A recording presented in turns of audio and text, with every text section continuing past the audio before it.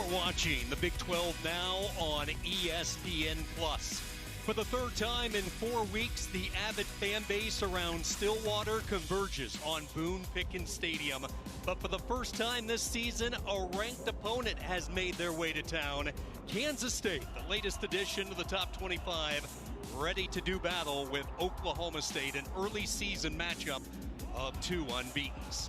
And a pleasant good evening. Sean Kinney alongside Ryan Leaf. We'll check in with Shane Sparks in just a moment. Ryan, you look at these two teams and their circumstances are so similar. Both able to overcome some key injuries and rely on physical football to get to this spot tonight. Yeah, it's a lot like the old Big 12 rather than the new one we've seen over the last few years. What they've been able to do is really rely on their defense to cover up some of those offensive mistakes, but ultimately it's about physical play, and they both do this up front on the offensive line. Let's start with Oklahoma State. It is year 3 for Spencer Sanders in this offense. A little slow out of the gate. A big reason, they've just been decimated at the receiving core with injuries. Incredibly difficult to build a relationship when you have new receivers in each and every week. So they've had to rely on him doing some things differently, mostly with his feet, sometimes just drawing up a play in the dirt and getting it done. But good enough, they're 3-0. It has not been a walk in the park for Kansas State. For the second straight year, this Wildcat team loses their starting quarterback in Skylar Thompson. So who do they turn in his absence? The defense. It's a rejuvenated bunch that does not resemble anything we saw late last year. No, and the biggest change is what they're doing up front. They're 3-down defense now. A 3-4 with doing different things with linebackers and safeties. Now they bring guys from every single direction. Last week against Carson Strong in the Nevada Wolfpack, he's a first-round caliber quarterback, and they made him look foolish a bunch of the time. Enough so that in the fourth quarter, they just won the war of attrition and dominated to win that football game. Chris Kleiman has told us on numerous occasions his most improved player on the entire roster is Daniel Green. Yeah, really special. He's one of the guys I was talking about. He can line up in the middle linebacker position or walk out to the outside, come from different directions, also play in the secondary and make big plays. Well, it's kind of like a throwback Saturday night. We're talking defense, we're talking pounding the football.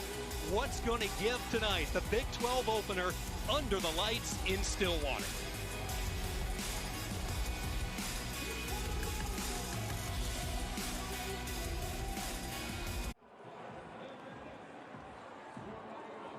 Welcome back to Stillwater. Time now to check in with our third partner in tonight's broadcast, Shane Sparks. All right, Sean. Well, big momentum in their ground. It's Kansas State running back on kick to ignite this offense. In that win against Nevada last week, he ran for a career-high 127 yards, his fifth straight 100-yard performance, and he went over 1,000 yards in his career. His battery mate in the backfield, Joe Irvin, 80 yards rushing. Will Howard over 50. That trio, 4 rushing touchdowns combined. For Oklahoma State, Jaylen Warren got his first start as a Cowboy, and he made the most of it. 218 yards and 2 touchdowns.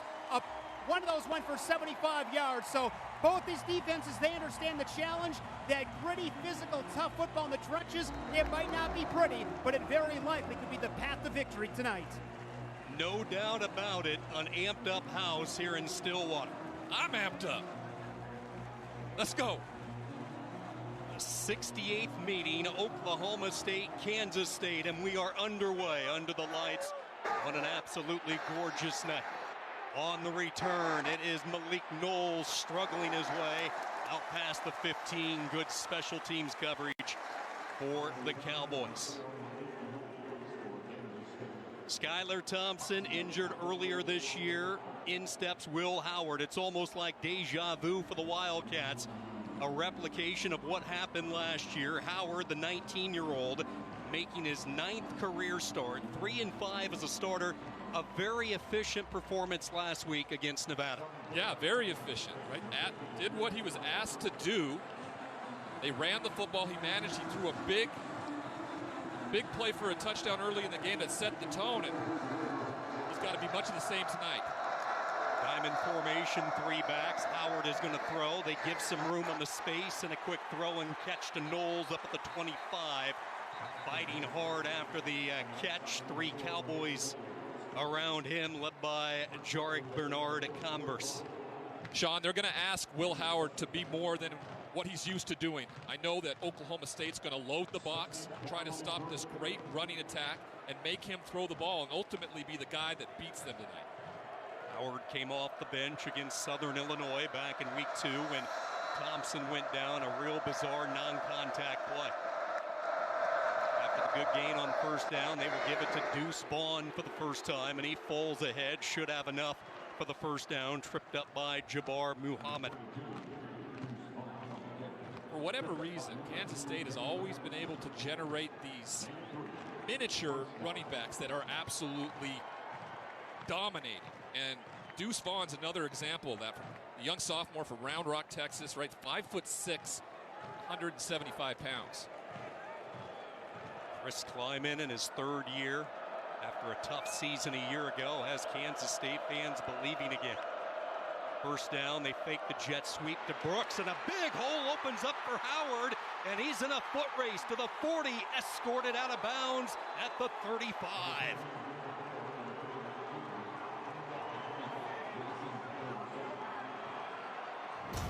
Incredible job, Will Howard here, just running the run pass here. Watch the guy swing across the formation, and you know you got man coverage, and if he get past the line of scrimmage, he's off to the races. Sure enough, he does. Jason Taylor has to run him down. Got good speed for the 6'4" quarterback. The referee took a little blow there on the sideline as well. How about the pancake block delivered by Cooper Beebe, the left tackle? They love this left side. Howard wants to take a shot. He's looking for Knowles in the end zone. Knocked away, incomplete. Good play call, great throw. It just so happened this direction, the sunshine is directly in that spot. So if Malik Knowles, when he looks up, his eyes were directly in the sun. Couldn't see it. Jarek Bernard Converse right there to get his hand up and knock it away. Bernard Converse, over 160 career tackles, making his 37th consecutive start tonight. Howard is going to throw for the 3rd time on this opening drive, has plenty of time to pick and choose, and a first down grab by Landry Weber. Jason Taylor, the safety, in there for the injured Trey Sterling, making the stop. We talked about the physical nature in the open. Watch as he has all day back there to survey and find his guy. Good job by Weber of finding a spot out there and then framing himself up to the quarterback to be ready for the first down throw.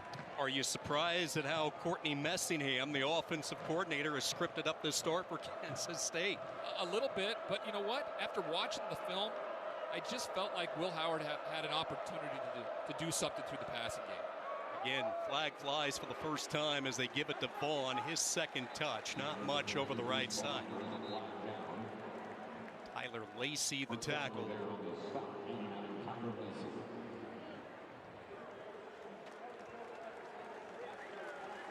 5-yard penalty, still first down.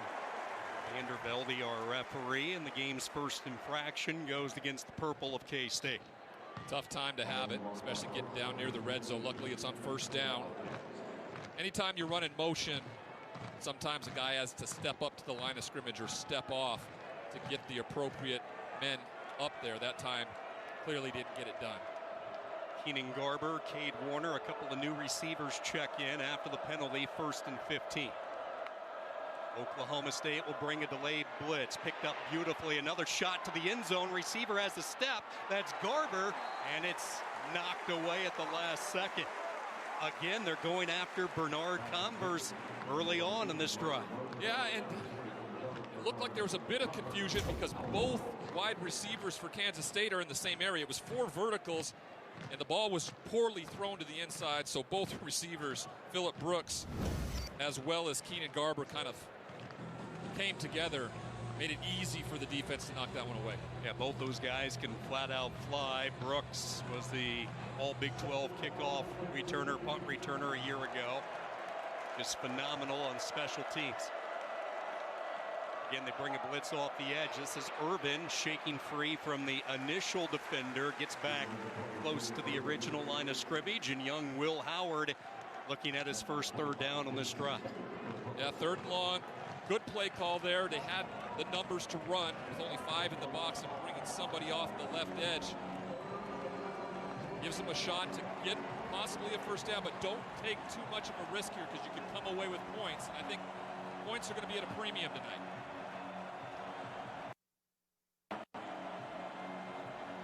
This is one of the best defenses in the country at getting after the quarterback. 3rd and 10. Howard hit as he throws near the sticks. It's caught, but it's going to be short. Bernard Converse with the tackle, about a yard shy of the first down, and an early decision to be made for Chris Kleiman and company. This is a wonderful job of him being accurate with this throw right into the sunshine there, puts it right on his body, but a great tackle to stop it before the first down marker. Sets up this 4th down, and of course, Coach Kleiman with his physical up front offensive line elects to go for it.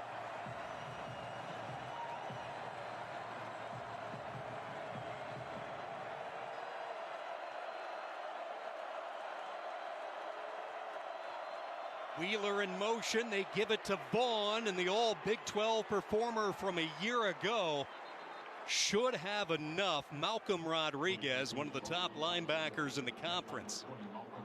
And this will all be dependent on the spot as they look over and they say first down. Kansas State now 3 for 3 on 4th downs this year.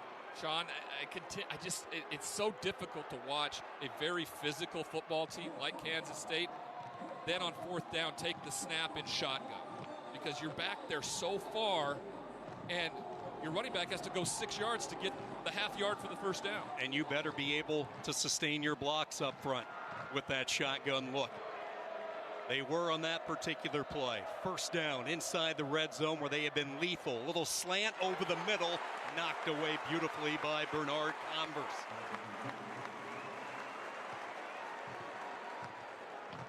Already a couple of pass breakups for Jarek Bernard Converse. Yeah, they're going after him. Good play fake, brings that linebacker down, and Bernard Converse just extends that right arm, keeps it away from Cade Warner, the transfer from Nebraska.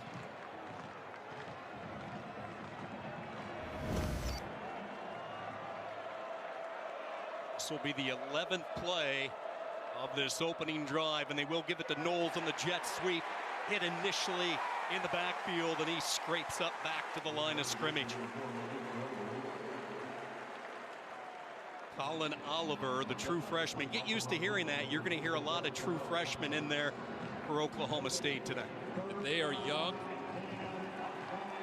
but as Coach Gundy told us this week, they are energized, right? They like to play football, and they're enjoying every minute of it. They just got to trust their eyes and do what they see that's in front of them, so they don't make some costly mistakes for the young football minds. Howell and Brooks are to the left. They put Brooks in motion. Malik Knowles to the right. Here comes an all-out blitz, and Howard forced to get rid of it. He took a pop, and Kansas State will have to settle for 3. Watch as Jim Knowles just brings the house from distance too. There's nothing you could do right there when you're waiting for man-to-man routes going across the field. There's got to be a sight adjustment there at some point for a wide receiver. Tatum Winkle to attempt the 32-yard field goal. Placement down, kick on the way, plenty of leg, and it is good. A very impressive start for Kansas State. 13 plays, 68 yards. Winkle with the field goal. Wildcats fire the opening salvo. Kansas State threw the football 13 times last week in the win against Nevada. Chris Kleiman told us he knew that was not a realistic number. Now the Big 12 play is here. Will Howard 3 of 7, Ryan, on that opening drive. Yeah, more than half of the plays run on the first drive in the passing game. Coach saw something on film this week and also had an understanding. A week ago he was going against Carson Strong, a guy that was going to need to be off the field as much as they could, maybe not as interested or fearful of Spencer Sanders and what this offense has been able to do so far this season.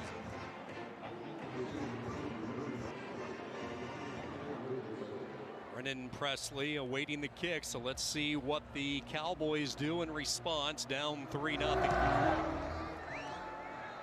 Zentner with the end-over-end kick, and this will reach the end zone for the touchback.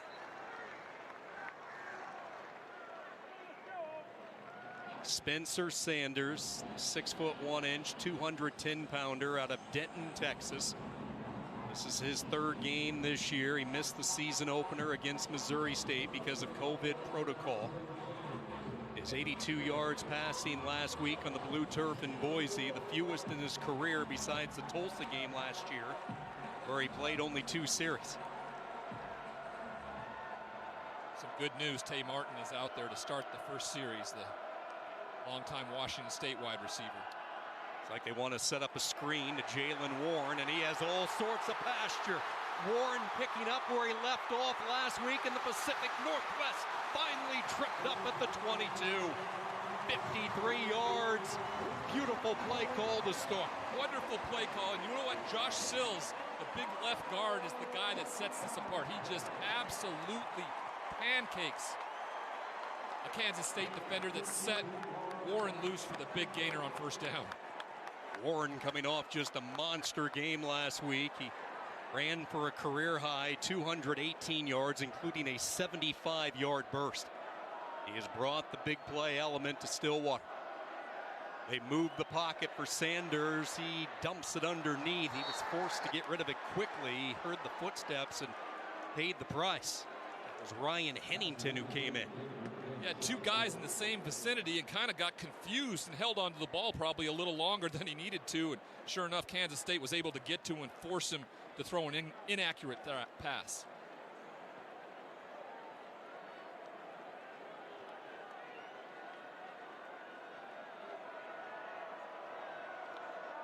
Second down, and Sanders tripped out of the gate, somehow maintains his balance, and somehow picks up positive yardage as he tiptoes near the first down marker. Tripped up a little bit coming out. Watch, he trips over his running back's foot, keeps his feet. He's got an open receiver in the end zone, but he's rolling to his left, and that's extremely hard for a right-handed quarterback to turn your shoulders, get what you can, get out of bounds. So just like that, Oklahoma State inside the red zone. They will go with their first traditional running play, and a flag flies. Warren was reached low. Fletcher grabbed his ankle. And before he grabbed his ankle, it looked like he grabbed his face mask on his way down. Personal foul, face mask, number 55, defense. Half the distance to the goal, automatic, first down. Fletcher, the senior, as we take another look. Just reaches that hand out, slightly grabs the face mask.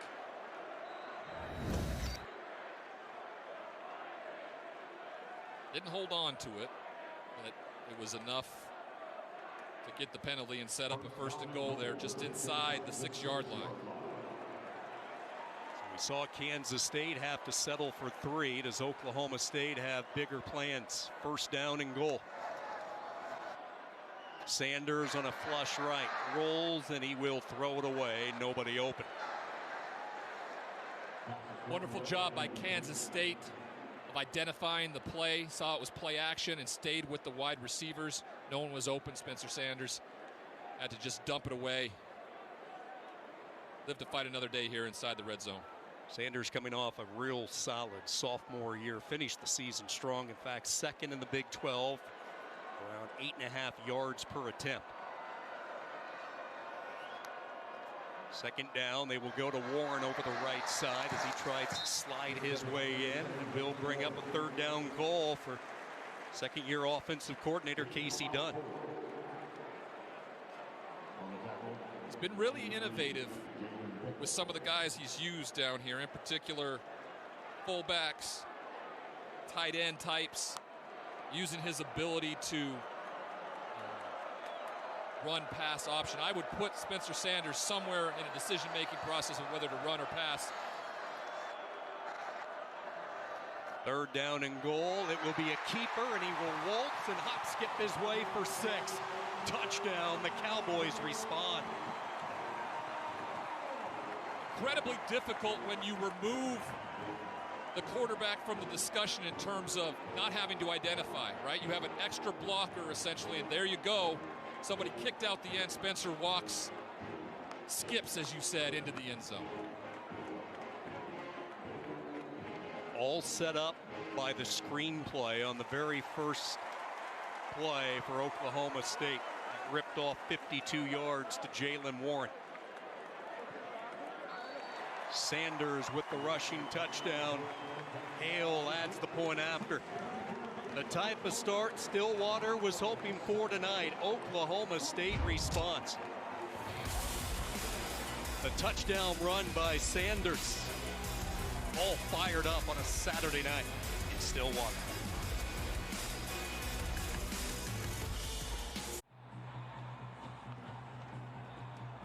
Spencer Sanders with his second rushing touchdown this season. Oklahoma State on their opening drive. They take it down the field, made it look easy. 7 plays, 75 yards, more than 2 minutes off the game clock, and a 7-3 lead for the Cowboys.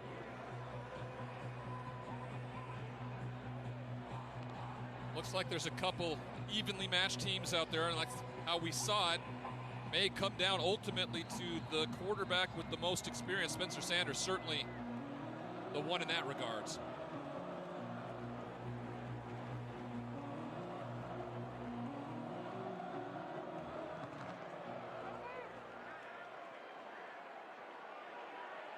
Knowles near his goal line. Malik Knowles, a little bit of a seam, and now he's into the open. Stiff arms the kicker. One man to beat. Knowles, 99 yards. Touchdown, Kansas State. Oh, my.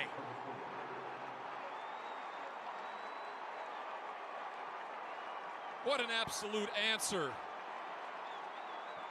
We've watched them make changes to the kicking game, and a lot of these kickers can boot it out of the end zone, but when you don't, and you got explosive players like this, Malik Knowles catches it at the 1 and then absolutely gets 1 or 2 blocks to set him free, and then he stiff arms his way to 6 to take the lead here at Stillwater. Well, remember how we were talking, it might be low scoring. Welcome to the Big 12. You never know. Now, like I said, you know, in making changes to the spot where you kick off, a lot of kickers can get it through the end zone. Here is left short. Malik Knowles picks it up, gets a couple good blocks here. Now watch him as he turns the jets on and absolutely stiff arms the kicker. He gets help from Hennington here as a final block, and Malik Knowles just walks into the end zone to put the Wildcats up early. This is,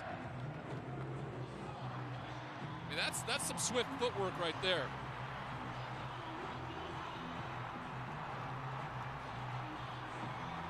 What a start to Big 12 play here with 2 of the better teams, both undefeated here. One team's going to walk out of here with their first loss, and neither one of them wants them to be them. Kansas State has been really good on special teams over the past 15 years. And take a look at the numbers that they have put up between the punt return game and the kickoff return game. And it really is a critical component, whether it was Bill Snyder or now Chris Kleiman, for the success that they've enjoyed throughout the years. A lot of guys named Sproles, Lockett, and that always helps, doesn't it? Yeah. All right, let's see what Oklahoma State can do as they take it out past the 25 up to the 27-yard line with Brennan Presley. By the way, that kick return for K-State, Joshua Youngblood returned one 93 yards 2 years ago. That's their first kickoff return for 6 since that long return by Youngblood. Oklahoma State really did a nice job mixing it up on their first drive. Well, they started it well. You wouldn't expect a screen pass on the first play of the game. You utilize Kansas State's anxiety and ready to play, and got them caught. Sure enough, Spencer Sanders skips into the end zone for their first touchdown of the night. Change of direction by Warren as he is snowed under at the 30, 3, maybe 4 yards. Spencer Trussell in there at the defensive end position. This is a key area for Kansas State. Khalid Duke is out for the year. He was one of their top rush-ins, so you'll see a combination of Trussell, Nate Matlack, and Bronson Mancy opposite Felix and Udike Uzama. Uzama is kind of built in the image of Duke, and he's really helped him along since being injured. Second down, trying to bounce it to the outside. Really good vision there by Warren. Sets up a very manageable third down. Both of these offensive lines have had to really pick up the slack because of the injuries we talked about before the broadcast. Protecting the quarterback as well as opening up holes and making it easier. Third and short, they will get Tay Martin his first touch. He is back healthy, and a first down as flags fly. Hands up around the helmet area along the Kansas State sideline. Boy, they needed Martin to make his return, the transfer from Washington State. Yeah, he was incredibly impressive at my alma mater with 143 catches in his 3 years there at Washington State. Personal foul, face mask, number 2. Defense, 15 yards will be added to the end of the run. Automatic first down. Louisville transfer, Russ Yeast, getting a hand up high on Tay Martin. Those are a second personal foul penalty. Now, you don't take those into account too much when it's in the action of a play, just like holding or anything like that. But you've got to be more disciplined and keep those hands away from the helmet. On first down, Sanders, a play fake, has a couple of choices. He goes right back to Martin and a first down. Beat Julius Brents. 15 yards, and Oklahoma State right back at it. When you got a guy that's 6'3", you're able to throw in a bunch of different areas with that catch radius. Going up tempo as they will hand it to Warren over the left side. He spins his way into the pile. He talked about this offensive line for Oklahoma State. They really feel they have their 5 guys. For the second straight game, this is the first time they've had the same 5, so they're all about building repetition and getting in sync up front. Yeah, Coach Gundy really talked about how solidified he felt they were because, you know, he was honest with us. He said, you know, week 1 we were soft. We had to become more physical, and that's helped with the solidification of this offensive line, and they push around this defensive line all night long. It could be a long night. Getting Hunter Woodward back was huge for them. Woodward, the huge right guard. Got a lot of space to work there as Sanders is tripped up. Setting up a third down. Wayne Jones coming in on that last tackle. What do you like here? Inside 4 minutes, first quarter, your line's playing well. A lot of choices. Yeah, interesting formation here. 4 down into the boundary. Going to go one-on-one with Tay Martin over the top. In the seam, making the catch near the goal line, bouncing around, still on his feet, willing his way near the goal line. No indication. Stadium believes they scored. I never saw the indication of 6.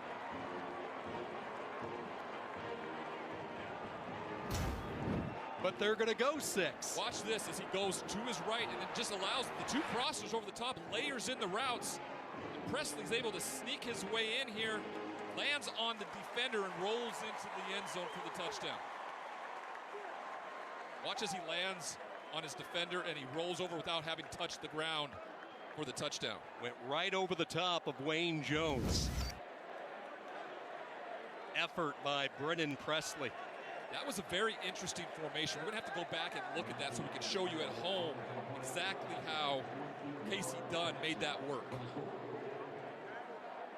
7 plays, 73 yards. Sanders with the touchdown pass. A sophomore from Tulsa. And there are certainly plenty of fireworks tonight. Second and third effort by Presley as he bangs his way in. Oklahoma State back out in front.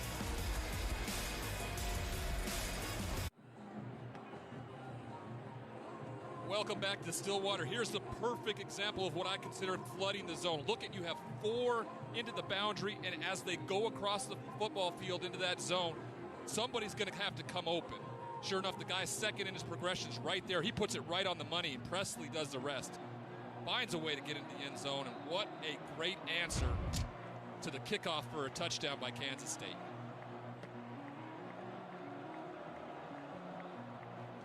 Oklahoma State has had it twice. They have scored on both possessions. Kansas State has had it twice, once on special teams. And this man right here was feeling a little lucky, and then he was rocked. That's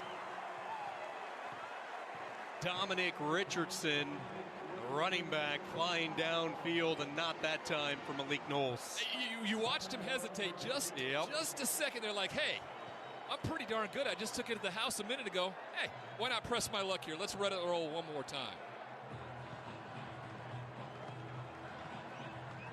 Well, you know, you have the big play capability. If you're Kansas State, you trust Malik Knowles. That time, not the wisest decision. And the offense has been on the sideline for a bit of time. Will Howard now has got to go back to work in his own territory, backed up against the goal line. Joe Urban is the running back, and the ball is dropped. It's still loose. It's rolling in the end zone. Touchdown, Cowboys, as they pounce it.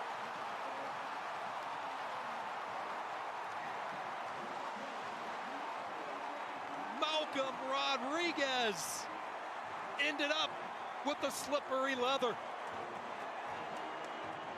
Can't emphasize that enough. You cannot make mistakes like that in your own shadows of your own goalpost. And sure enough, Will Howard there mishandles the snap, and Oklahoma State's all over. Watch this here.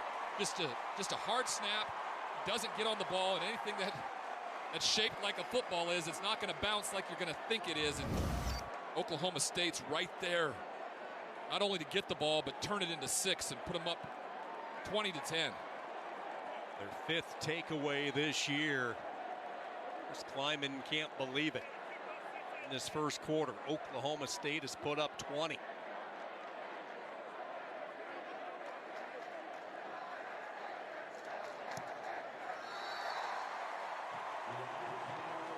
So we're seeing everybody get in the act. The offense is moving the ball, special teams, and now the defense. You know, Coach Gundy talked about what it was like coming back from Boise after only putting up 21 points in the entire game a week ago. Feeling good about what they were able to accomplish, though. They got back at 4 in the morning. They gave the guys the day off, let them kind of recuperate, and then said they had a heck of a week of practice in all phases, just like you talked about, offense, defense, special teams, and now all of them have contributed already here in the first quarter. Yeah, that's always a difficult journey back, different time zone, late game, like it was Saturday night. But Gundy has been around. Look at the job he has done here in Stillwater, year number 17. The longest tenured coaches in college football, and brought consistency to this program. 15 consecutive bowl appearances, 15 straight winning campaigns. And, you know, we talked about this week, too. Will Howard was a true freshman a year ago, right? Didn't play in front of anybody. This place is wild tonight. It's rocking. You can bet Brooks will take a knee. And now this place is really lit up. That's what you call a troll job right there by the crowd, and egging him on to take it out of the end zone, put him in a precarious position like they did on the last drive.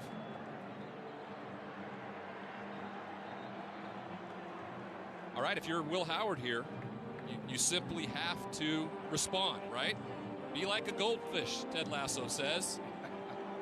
Forget it, and let's move forward.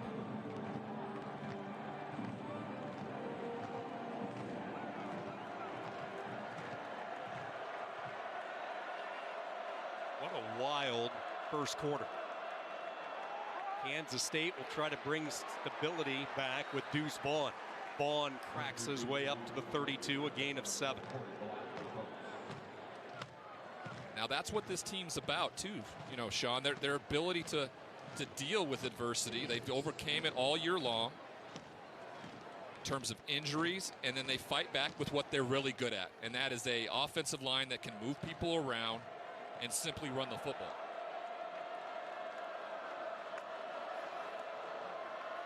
Howard to throw. Here comes the heat. He'll let her fly. Knowles has a step, and it is in and out of his lap, incomplete. Pretty good throw, but Corey Black, the young sophomore from Waco, got a hand in. Couple of fours there running down a ball. Will Howard just underthrows it a bit. A guy in his face. Just enough to get his hand in there and knock it away at the last minute. He's been pretty darn good in terms of where he's throwing the ball, but if he could just get a little more on it and let his receivers to go get it, it would be a different story. Like you said, couldn't quite step into that throw.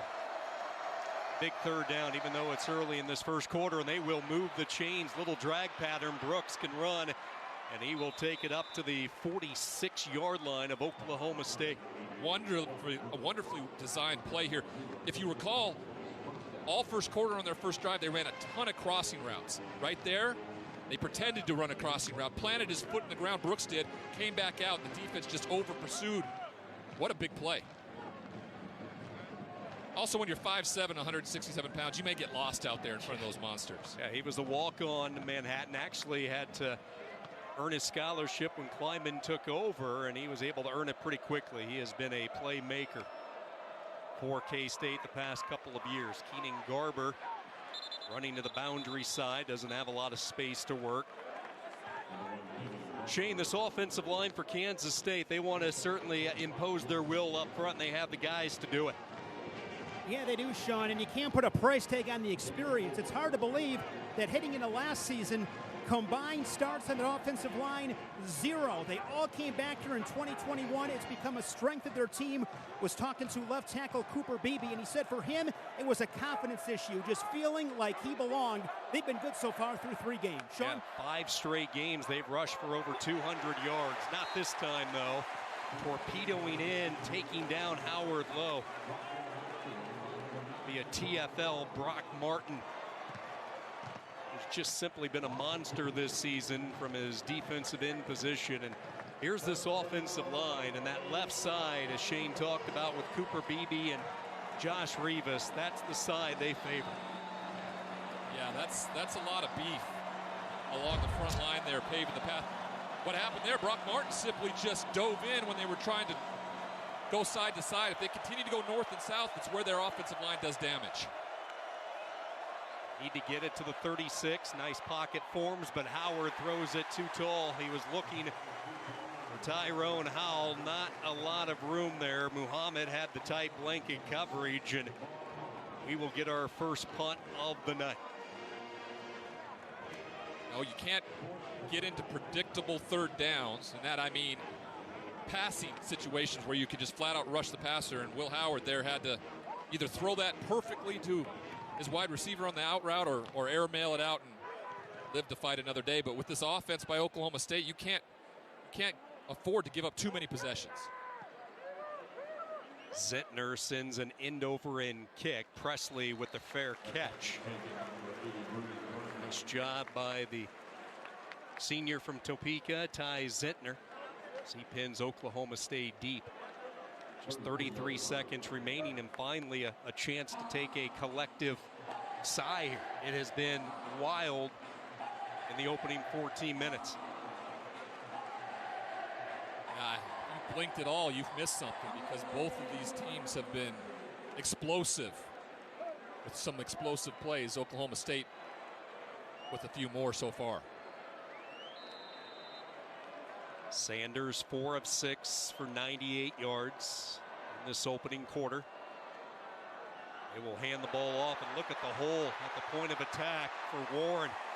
A double-digit yard gallop by Jaylen Warren out to the 29.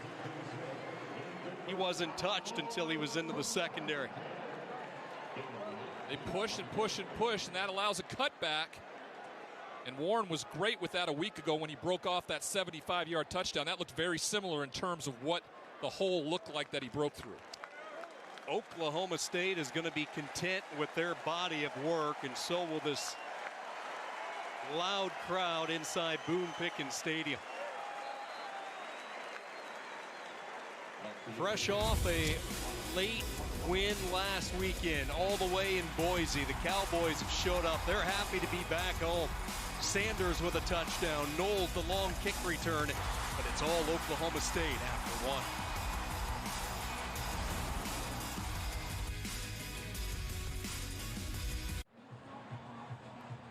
Both of these teams felt really good heading into this Big 12 opener tonight. The body of work through the non-conference portion. Kansas State a dominant win against Stanford, and then they took care of business last week against Nevada. While for Oklahoma State, 3 wins spanning over 13 points, but they've put up 21 here in the first 15 minutes. As we welcome you back to Stillwater, and Sanders has been on tonight. Throw and strike. They beat Brent's. That is Blaine Green with his first catch in his Cowboy career. Wonderfully designed once again. They just got a 3-high look, which means that they're playing a third of each part of the field. And when you have that, you have these gaps in the zone, and Blaine Green found that. Spencer Sanders put it right on him quickly. Green's been banged up, been injured. He traveled to Boise. He went through the warm-ups last week, but never stepped on the field. Meanwhile, Tay Martin has been active, his 3rd catch in this first half. So really no surprise, Sanders starting to get some of his weapons back, and you see what he can do, the battle-tested veteran for the Cowboys. And Coach Gundy told us about how calm and cool and collected he's been losing these wide receivers. Never blamed anybody, never talked back about how he didn't have guys to throw to. He just found ways to get it done. Martin so elusive after catch, that time brought down by Spencer Trussell. Yeah, what did Gundy describe him as? A Tasmanian devil, one of those energy bundles, and he's really calmed down as he has matured in his time here in Stillwater. Well, you need to, because you ultimately realize as a quarterback that attitude reflects leadership. It really does, and it trickles down through the team. And you can get them energized by doing many different things on the football field. One of them as a quarterback is kind of staying even-keeled but still being energetic.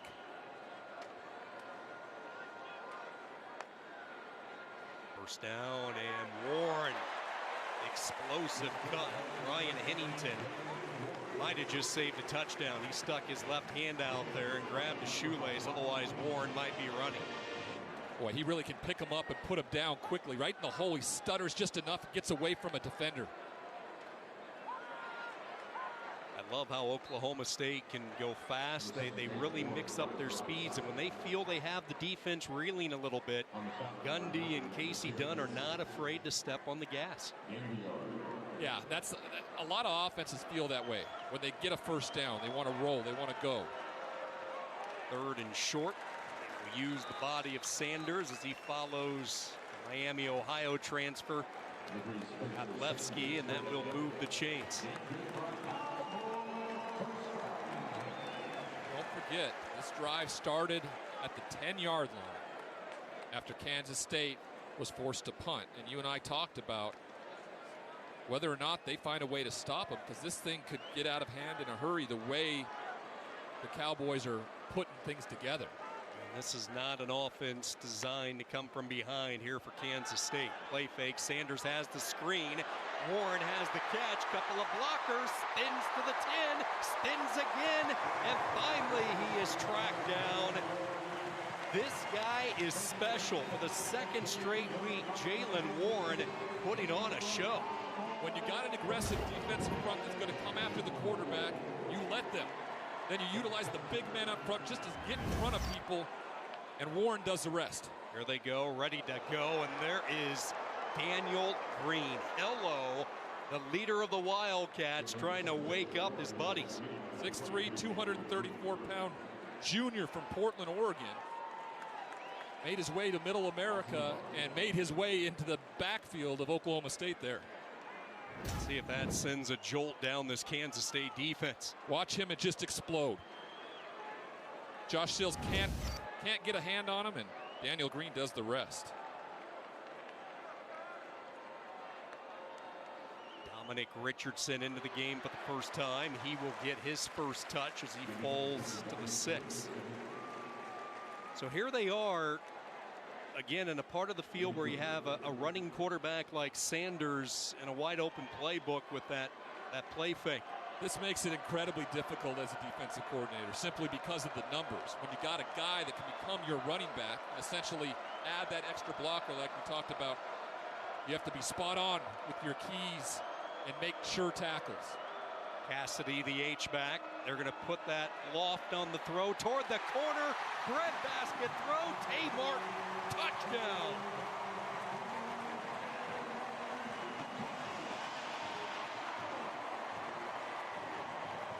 Not a huge fan of the fade here down on the inside, but watch this. Watch how Tay Martin sets him up. Goes inside, then pushes off just enough, and the pass is perfect on the outside shoulder. No matter what there, Sean, the defender can do nothing when that ball is put in that spot.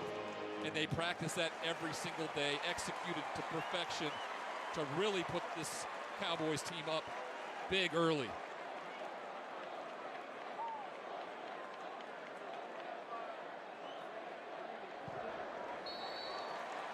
The Oklahoma State offense has not been stopped in this first half. Mike Gundy has the Cowboys rolling here at home, in particular his quarterback, Spencer Sanders. A couple of touchdown passes. Look at the touch. Yeah, the junior loves having Martin from the Northwest. Tay Martin and the Cowboys rolling.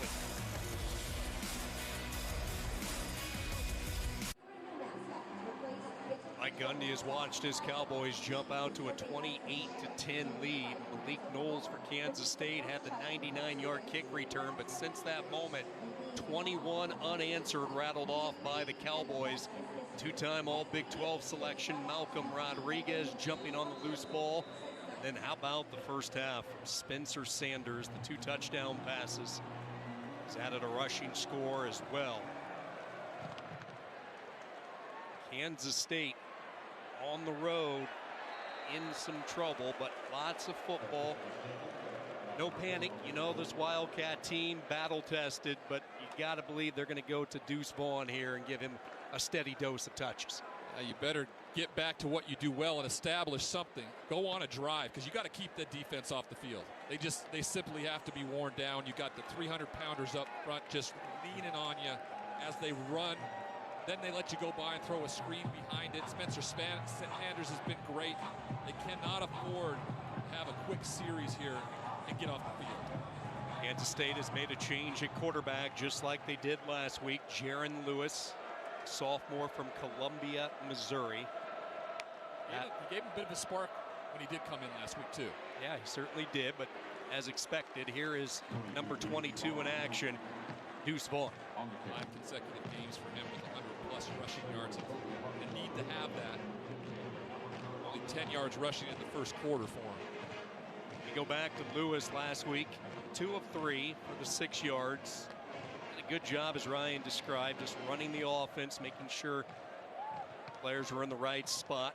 Has a good arm, threw for over 2,800 yards his senior year at Battle High School.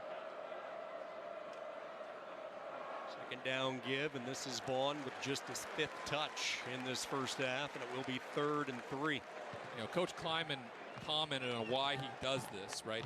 They have it planned that Lewis is going to come in the game, and he actually made a comment about how playing both quarterbacks has settled Will Howard down, actually, making him understand that he isn't responsible for everything out there. He's got to let his players help support him in the effort. Third downs have not been kind to Kansas State, just 1 of 4. Will Lewis throw it for the first time?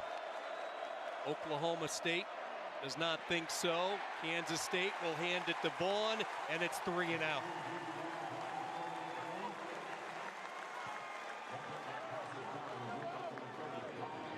That's the worst possible thing this offense could do here, was to go 3 and out. I don't mind the play calling, because that's what they're good at, but they had to get down in the dirt there and get a first down somehow. Colin Oliver, the second time we have called his name in this first half, the talented freshman from nearby Oklahoma City. Brock Martin during media days was talking about Oliver, thinking he might be an All-American someday and has a world of talent. Here's a field position changer uncorked by Zentner. Great punt. 58 yards for Zentner. Something positive for Kansas State. In some trouble on the road.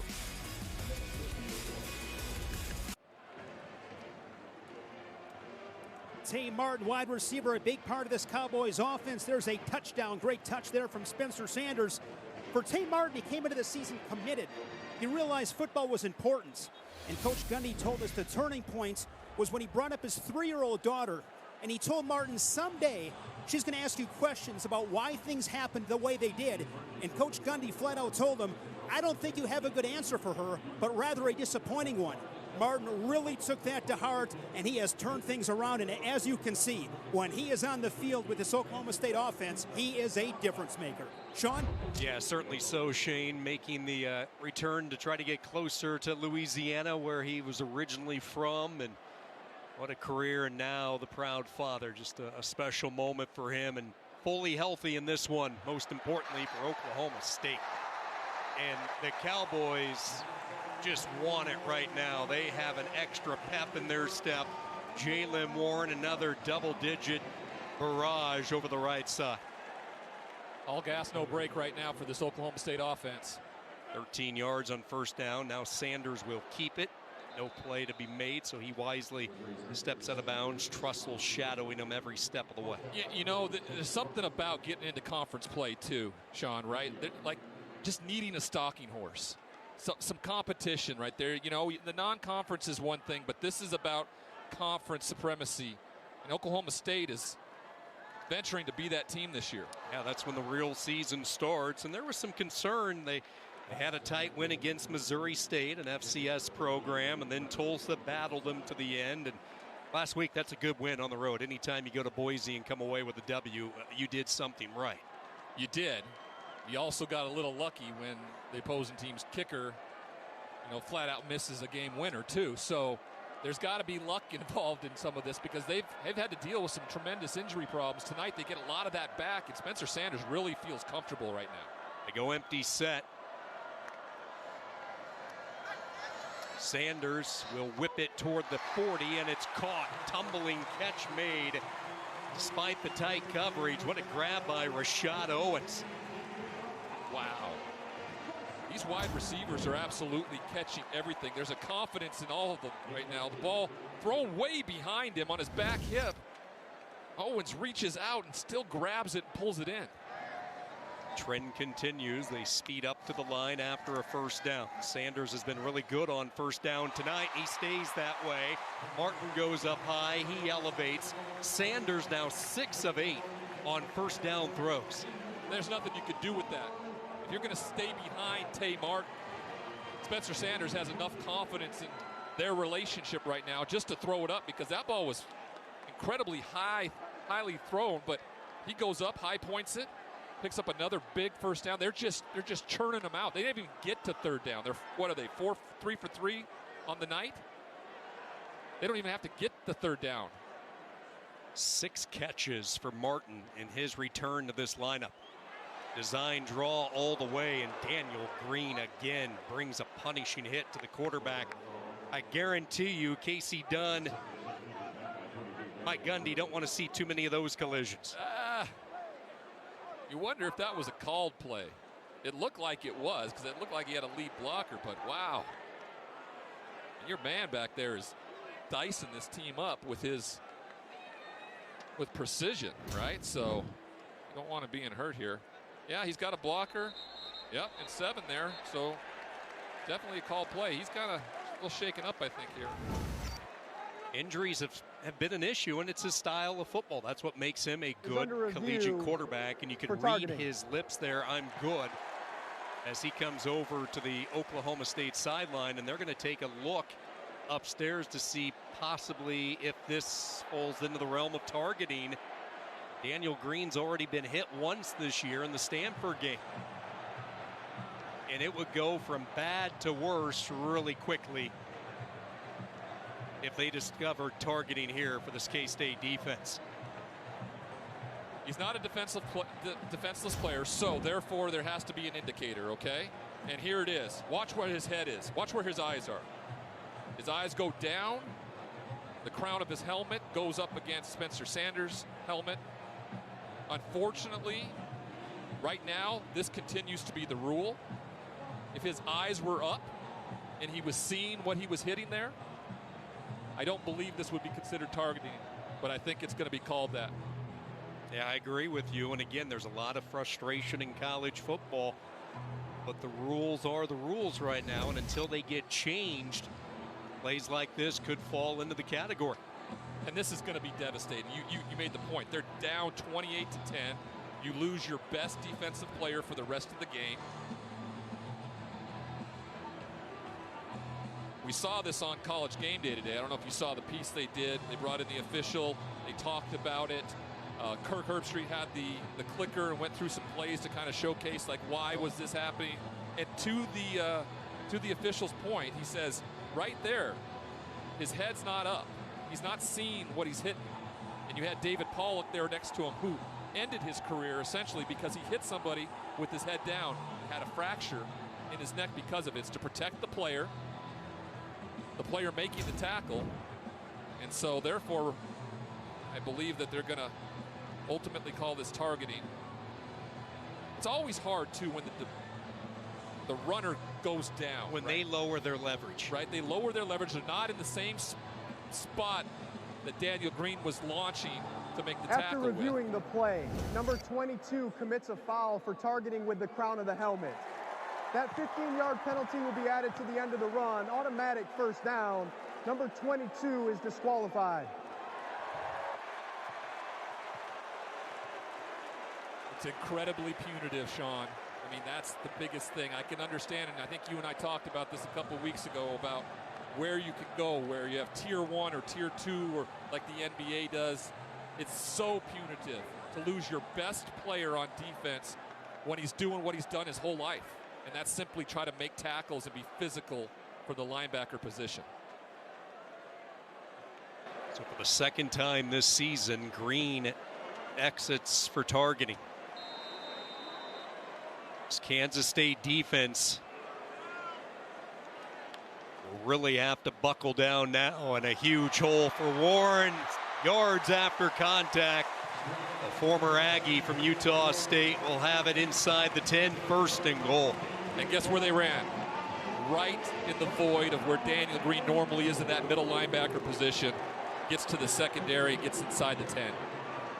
Out of the pistol, they're lined up, ready to go. Jaylen Warren gets the call. This time, a much better job by Kansas State. That's Nick Allen, who's in there for Daniel Green, in on the stop. Not a lot of reps at the linebacker position for Allen, the junior from Overland Park. Only one tackle last week, 2 tackles on the season. He's going to have to be extremely focused and intense tonight, taking over for arguably the best player on their defense in Daniel Green. Yeah, both those tackles coming in the Southern Illinois game in the first half when Green was sitting because of the Stanford targeting call. Second down, they will hand the ball off again. This is Warren with his 13th carry. Again, it's Allen on the tackle. 13 carries, 73 yards for Jaylen Warren. Fresh off the heels of the 218-yard burst he had last week against Boise State. You're a Cowboys fan out there and you're watching this football game after watching the 3 previous games in the non-conference. You'd almost ask the question, is this the same team? They've seen bits and pieces of it. Boy, they've really put a first half together in all phases. They go trips right, H-back right, running back right. Warren with his 4th straight touch, trying to cradle his way inside. Brought down by Julius Brins, the Iowa transfer. And a nice job by the Kansas State defense. They bent, but they buckled down when they had to, and they will force a chip shot field goal for Alex Hale. That's big. It's big because you keep it within 3 scores. I know that's still a lot, but there's a difference. You know, when you go up by 4 scores this early, that's a positive for them to get a stop.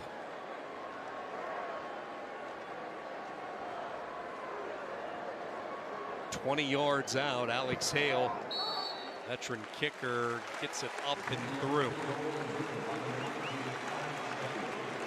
So the big play on the drive, the targeting call against Daniel Green. Hale adds 3 to the Oklahoma State lead.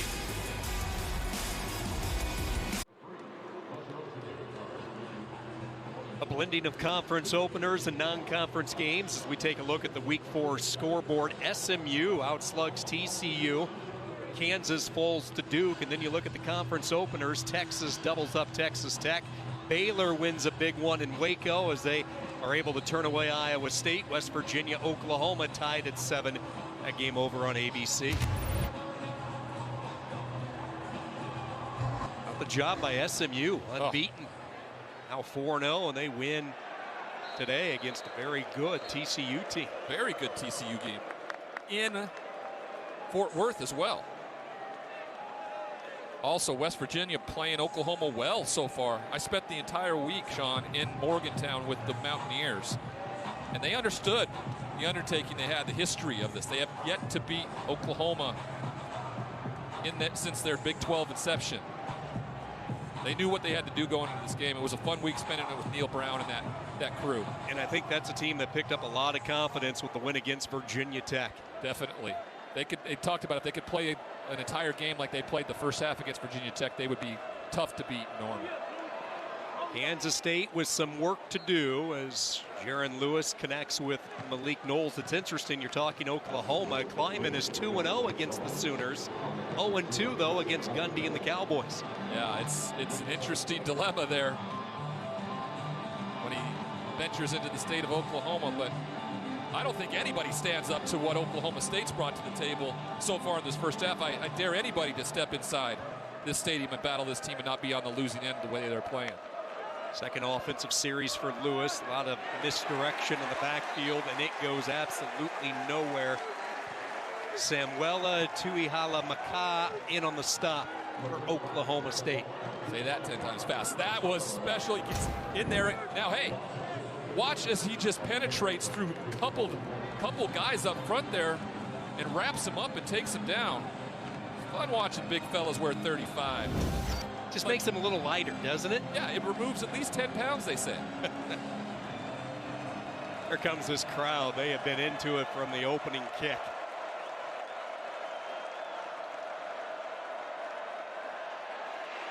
Lewis floats downfield, and a flag flies. Some contact.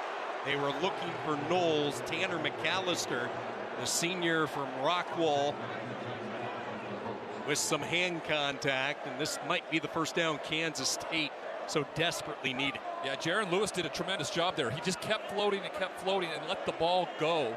And as he did, he put it in a place where there had to be some interference from the defender. Pass interference, number 24, defense. 15-yard penalty and an automatic first down. They're going to say it was on Bernard Converse, who was also with McAllister with the coverage as we take another look. I think they got that. Oh, yeah, they got the wrong number. It was McAllister all the way. Maybe he got both of them. That's clearly McAllister there. Look at he's got his hands on him. He turns around and takes a look, but he's holding him back just enough. That's a big first down for this Wildcats team. Cowboys will rush 4, and Lewis zipped that ball. Boy, Keenan Garber barely turned around. I don't think he had his neck swiveled around in time to catch him.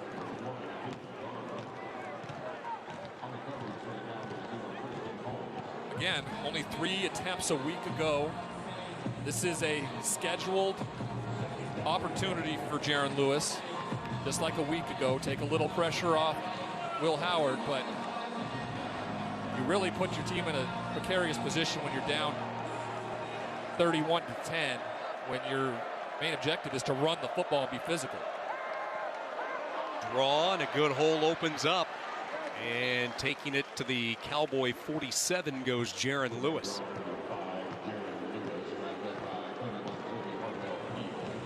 Good play design. Really spread the field out, allow for the quarterback draw. These third downs have been the difference in this game. Oklahoma State shining. They're 6 of 7. Kansas State struggling, just 1 of 5.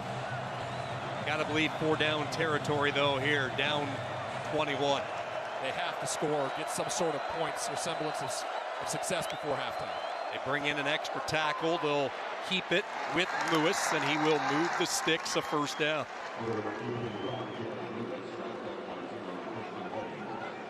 Hey, when all else fails, you utilize your 11th player. A lot of times you don't have to account for the quarterback because he's simply dropping back there and you're rushing to bring him down. But when you turn him into a runner, it puts a ton of pressure on the defense to account for. Inside 2 minutes, clock rolling. Lewis dancing, and he will throw it away. A little bit of happy feet that time. He felt the pressure in that pocket, just sealing in on the young quarterback. He does look a bit flustered out there when they ask him to do something that he's not necessarily comfortable with. They've given him opportunities with short passes to the sideline, but defensively for the Cowboys, they know that's coming, right? They're sitting on it. They're not surprised by anything that Lewis is bringing to the table here. Knowles, Warner, Weber, the three receivers right. Wheatler, the tight end left. Deuce Vaughn flanking Lewis on this second down play.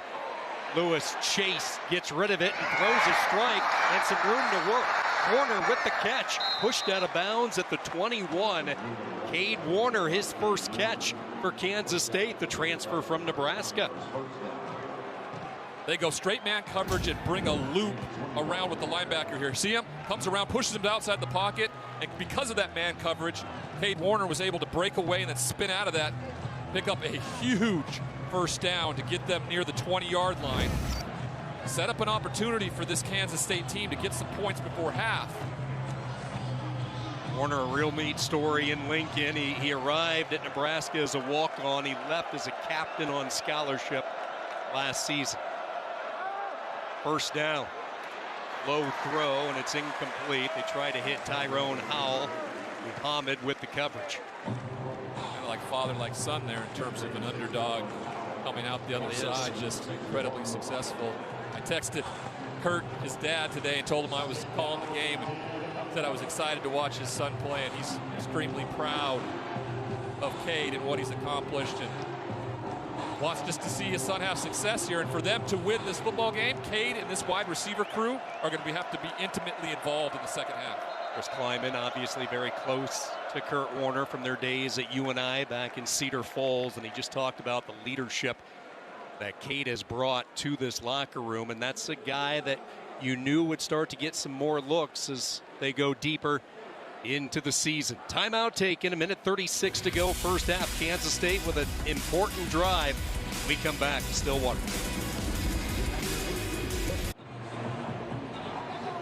Chris Kleiman taking that last time out. Oklahoma State in control late in the first half, but an impressive drive. Kleiman has watched his young sophomore Jaron Lewis take it all the way down to the Oklahoma State 22. Second down and 10. Lewis in some trouble, escapes the pocket, double clutches, and he's picked off. Intercepted by the Cowboys. Colby Harvell Peel with the interception. How does he not see him right there? I don't know. Maybe we'll get a better look here with the replay, but just gets panicked outside the pocket here. Pump fakes, has the opportunity to probably run it for a little bit or throw it away, and just not on the same page with Weber there. And Harvell Peel steps right in front of it. Huge mistake. Great turnover for the Oklahoma State Cowboys. Now, you're talking about 1:29. They get the ball coming out at the second half. This could be devastating to Wildcat fans out there if they were to go down the field, get points, and then get the ball to start the second half. The 9th career interception by Harvell Peel. Second takeaway by the Cowboy D. Dominic Richardson on first down, and let's see how the Cowboys want to play it.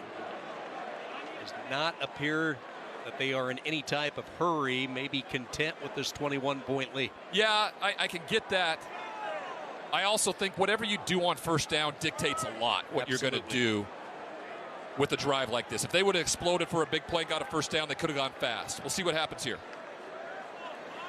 Sanders on 2nd and 9. Long, dangerous throw and unable to control it. About the only thing he's been unable to control. Martin's had the same page as Sanders since the opening whistle. He's not happy with himself. That was an incredible throw from Sanders. Put it on his hands. Tay Martin knows he probably should have had that ball, and that's the one that kind of maybe kick-starts this drive. He did stop the clock with the incompletion.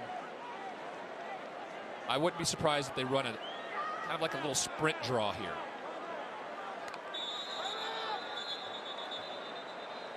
And a timeout, Oklahoma State, before the snap.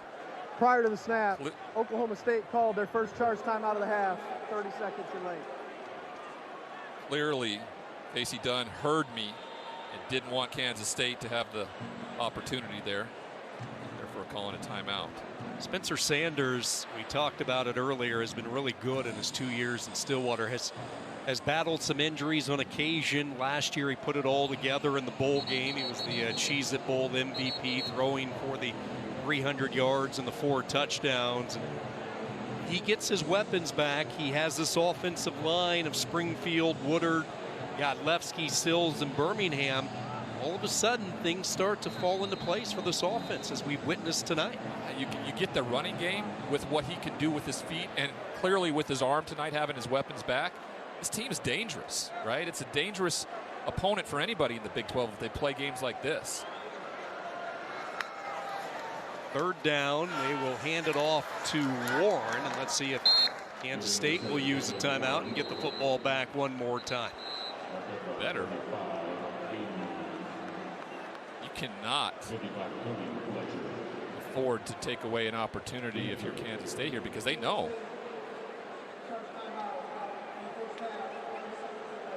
They could easily be down 28 points after the first drive of the second half. So let's see where they roll here. They could maybe bring some pressure on the punt, do some things to try to get a special teams play. They already have one tonight. They don't have that kickoff return, though. They've only put up 3 points as an offense, so.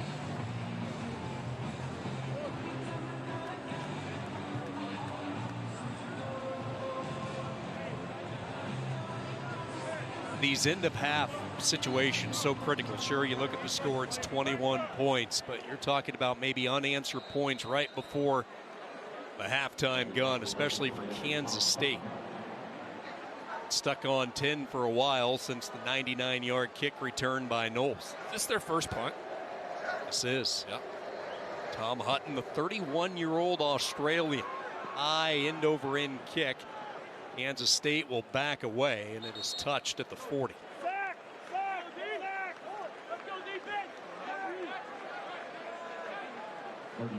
Sunday at 2 Eastern, 1 Central, Big 12 soccer is back on the pitch as the Wildcats take on Red Raiders in Lubbock, and the Cowgirls battle the Jayhawks here in Stillwater.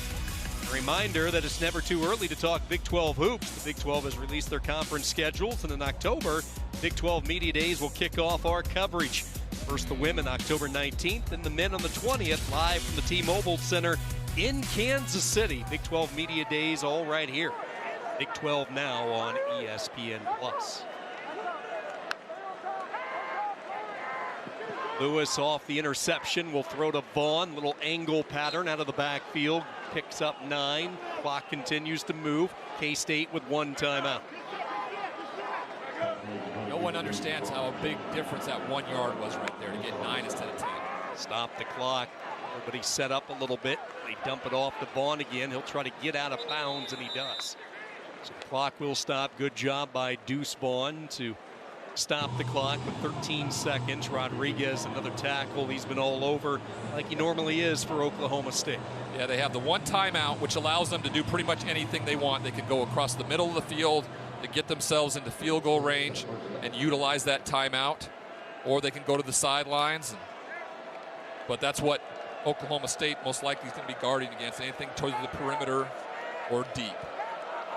To pick up about another 20 yards to get him Winkle's range. He has a career long of 40. Time to throw over the middle, and that's what they're going to do. Brooks with the catch to the 27.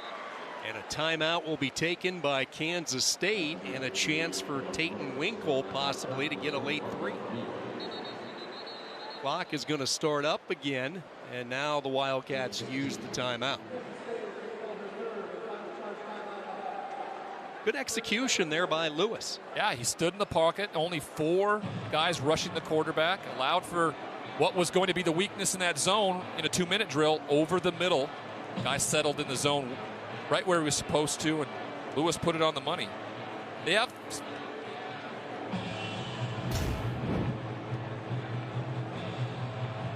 great job of just staying in the pocket, not panicking, and then putting the ball perfectly on the money to Phillip Brooks, who gets the first down.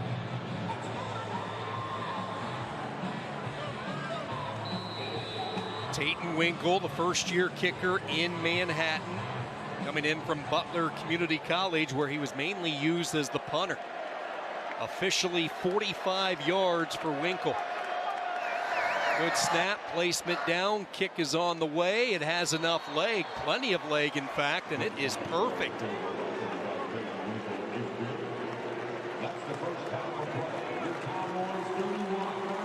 It's been really a half of execution on the part of Oklahoma State and a couple big mistakes for Kansas State. The turnover for the touchdown, and then the interception in the red zone that could have resulted in more points. That was big to get a 3, though, heading out. For the third time in 4 weeks, this passionate fan base able to watch their Cowboys. The Big 12 opener, number 25, Kansas State, and it's been all Okie State. Cowboys in control at the break.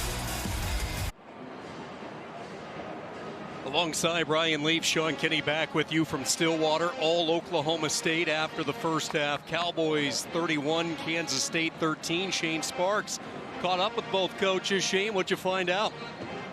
Well, as you can imagine, Sean, it was opposite sides of the spectrum. Coach Mike Gundy extremely happy with his offense because of the balance, the rhythm, the playmakers made plays. And in the second half, he said we need to find a way to score 2 more touchdowns, but for the most part, just keep doing what we're doing. Conversely, on the other side, Chris Kleiman said we have got to do a better job tackling. That inability to make the big plays kept their defense on the field. It took a toll on them throughout the first half. Said in that second half, offensive line's got to do a better job blocking. Another quick note, quarterback Will Howard, he sustained an injury in that first half, but he will give it a go in this second half. Sean? Thank you, Shane. Howard 4 of 10 throwing the football in the first half for 50 yards. Lewis 5 of 9 for 61 yards. He was picked off late in the first half. Presley trying to get to the outside, and he does. Presley slipping free from a tackle, just what Coach Kleiman told Shane. Yards after that initial contact, Oklahoma State just continues to rack up those yards, and a solid return by Brennan Presley. The Cowboys have just simply been more aggressive in everything they've done. We talked about how on the film we saw Kansas State absolutely flying around all season long, really knowing what they had in front of them, what they needed to go do, and sometimes they've looked lost today. It doesn't help when your best player on defense is ejected for targeting and you're kind of left lost a little bit. Yeah, Daniel Green, in case you're just joining us, the outstanding inside linebacker, tagged with targeting in the first half, so he is gone. Pressure comes, the big footsteps of Eli Huggins, and that is something we haven't really talked about. This dominant defensive line when you factor in Timmy Horn, Eli Huggins, Jalen Pickle, and of course Felix and Udike Uzama. They have been nullified today, and Green right now the spectator on the sideline.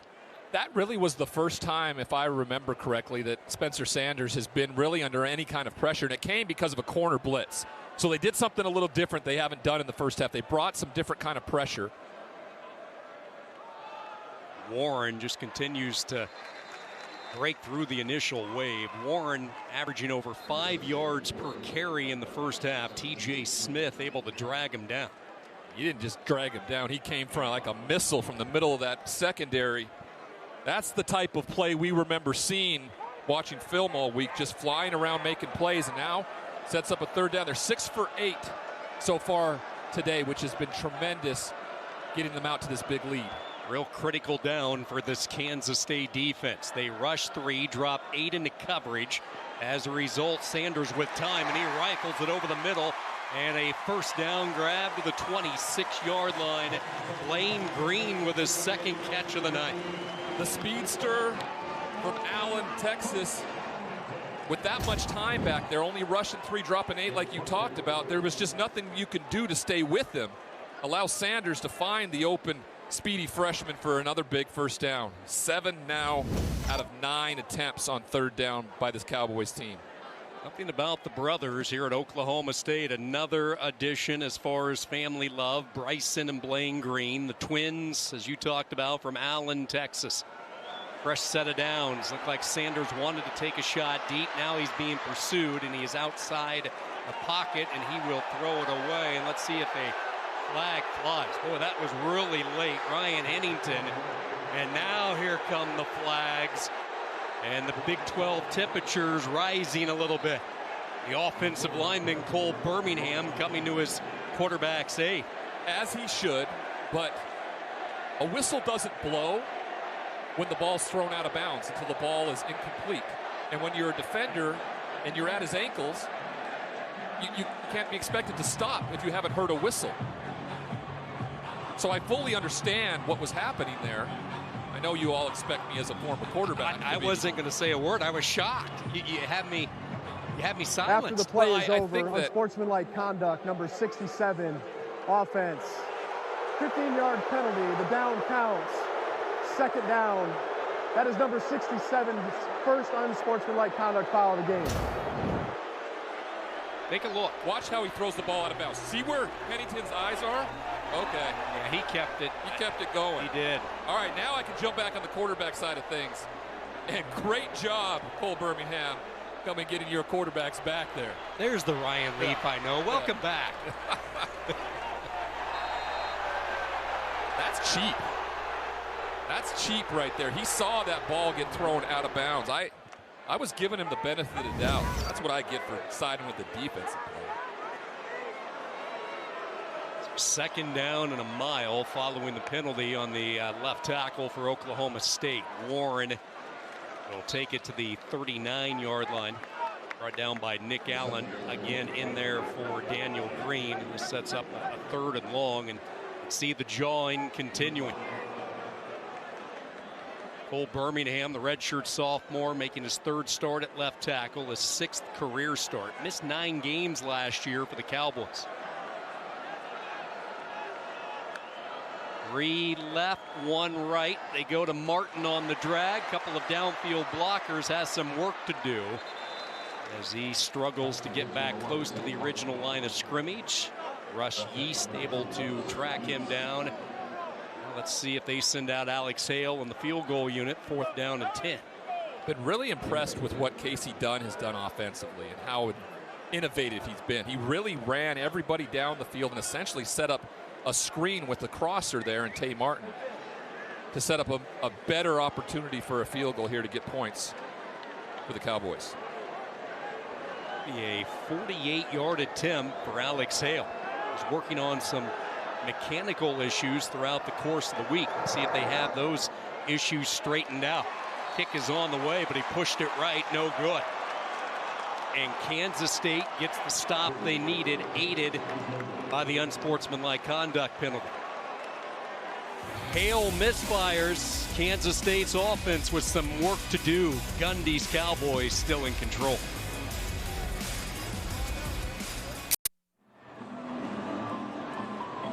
Mike Gundy in Oklahoma State with the lead. However, they just missed an opportunity, a penalty. It pushes them into a long field goal attempt. Hale comes up wide right, and now it's Will Howard back in there, shaking off a first half injury, and he will lead this Wildcat offense down 18 as they get ready for their first series in this 3rd quarter.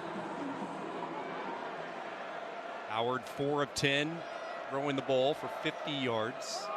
Is Kansas State's top rusher with the 28 yards on the ground. That's because this guy, Deuce Vaughn, just can't find a lot of room. Vaughn really bottled up tonight. 7 carries, 17 yards. Yeah, he really had some running room there too, and And when he put his foot in the ground, I thought he was really going to accelerate through the hole, but he stayed outside right in the arms of the Oklahoma State Cowboys. And what this team needs and what Will Howard needs to do is take them on an extended drive like they did at the beginning of the game, 13 plays, mix it up, and they have to come away with points.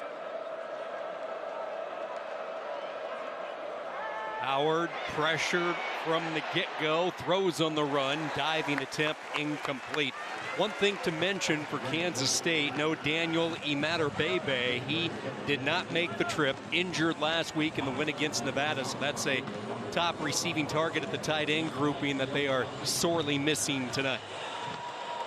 Predictable third down situations because now the defense knows pretty much what's going to come at them at 3rd and 7. That puts this offense, this particular offense, behind the sticks because they're just not bred to play this kind of football. Trips left.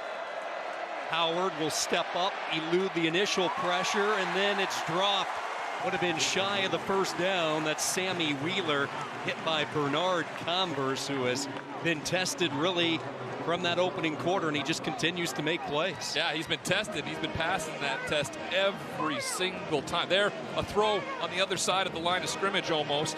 You can't expect your players, even if he catches that ball, they don't get the first down. So kind of the same thing we've been talking about. You have to find a way to extend drives. You cannot keep giving the ball back to this potent offense. Ty Zentner continues to have himself a night. High, deep line drive kick. And Presley spins out of the way of one, makes another defender miss as flags fly. Brennan Presley, he's electric every time he touches the football. Flag thrown along the Kansas State sideline. Seems like he's one cut away. 58-yard punt by Zentner. That's his second one tonight.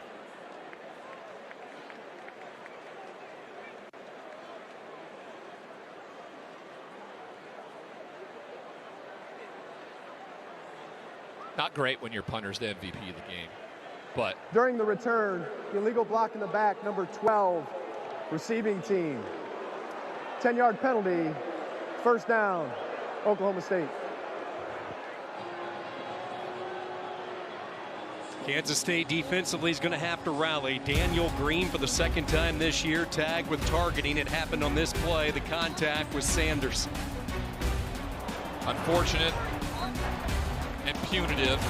He did leave with the crown of his helmet. Right now, that's the rule. And the leader on defense of this football team, the heart and soul, you could say, is out. And in a game where you need a bunch of that heart right now, he isn't there to drive it. Let's see what this defense can do after another great punt that backs them up inside their own 15. Operating from the pistol, the H-back is Braden Cassidy. He goes in motion. Warren trying to run behind him is wrestled down by Cody Fletcher. Jaylen Warren, his first year in Stillwater, transferred in from Utah State, a native of Salt Lake City. Really has found success at every level playing football. It started back in his record-breaking days in high school at East High and then carried over into the junior college ranks. He was the 2018 JUCO Player of the Year. Sanders has nowhere to go, bringing up a third down. And when he was on the field for Utah State, he performed in the Mountain West, and it looks like he's going to perform in the Big 12. Well, that was a pretty good coming out party a week ago. 32 carries, 218 yards, plus those 2 touchdowns in the victory against the Boise State Broncos up there in Idaho. Back at home, offensively, they haven't looked quite the same. Defensively, Kansas State has found out maybe a little secret. They've been really flying to the flats, which has been a huge difference so far. Big third down. They bring both linebackers. They're picked up, and the throw is behind Martin. A rare miscommunication between those two. They have been on the same page tonight, and Kansas State, give this Wildcat defense credit, making some adjustments early in this third quarter. And what a difference can be made when you get pressure on a quarterback, right? Right there, that because he didn't have the time and he couldn't step into his throw, he wasn't accurate to his main guy, Tay Martin. Instead, he throws it behind him and away, and another third down stop for these Wildcats. Kansas State nearly got there. Hutton gets the kick away, returnable for Phillip Brooks. And he is giving ground, and he is chased down back at the 34. Special teams for Oklahoma State. DeMarco Jones. Cowboys maintain their lead early on, second half.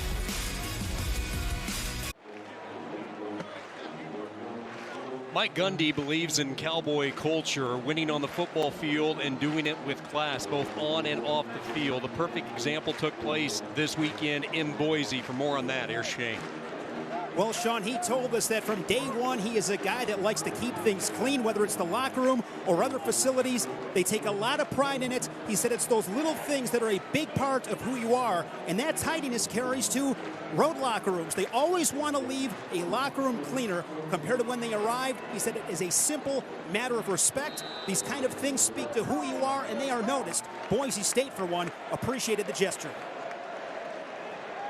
Building a championship culture, perfecting whatever you do, whether it's on the football field, whether it's community service, working around campus, and on the road in the opposition's locker room. Yeah, it's about choice, simply. You have a choice in any situation, regardless of what you think is big or small, to do something in a positive and healthy way or a negative and toxic one. That's just the nature of the beast here, and Mike Gundy is trying to teach and have a culture around making the next right positive choice. 9 guys in the box on the second down give to Deuce Vaughn, and Vaughn is able to pop through a little crevice about a half a yard shy of the first down. Colby Harvell Peel from his safety position, setting up a 3rd and short. Until they take a shot downfield, it's going to be tough chugging for Deuce Vaughn. And they did early in the game, which I thought they had opportunities to make plays. I just didn't feel like Will Howard could step into his throw because of the pressure up front by the Cowboys. So here's an opportunity again, 3rd and extremely short. They sit 6 yards back in the shotgun. Just take your big 6'4" quarterback, put him under center, and get the first down. That's Warner in motion, and they will hand the ball off to Vaughn, and he goes nowhere. Tackled in the backfield. Again, it's Harvell Peel. Back-to-back plays for the senior. It's just incredibly frustrating watching an offense make a play like that. If you look, he gets touched at 4 yards in the backfield. He doesn't even have a chance to get the first down. You take your big 6'4", 235-pound quarterback, you put him under center, and you just flat out push everybody through. Use that physical nature, and because you're not able to do that, you have to punt the ball back to this offense, and you know you haven't gained anything. Kansas State wastes pretty good field position as he sends Zentner out again. And for the 4th time tonight, he will pin Oklahoma State inside their own 20. This one rolls out of bounds. See where they mark it at the 7-yard line. 51-yard punt by Zentner, and it seems like this has been the theme in this 3rd quarter. Oklahoma State working in the shadows of their own end, but K-State, despite getting the stops, this offense unable to do anything. Plenty of opportunity for Ty Zentner to be awesome tonight when your offense continues to go 3 and out and put your defense in extremely precarious situations against a potent offense. Can't expect this defense to play so many plays out there tonight in this heat early on and stand up. They won a war of attrition last week against Nevada. They're getting it applied to them this week by the Cowboys. Flag flies on first down as Warren takes it up to the 11, but again a flag thrown in the vicinity of a hole.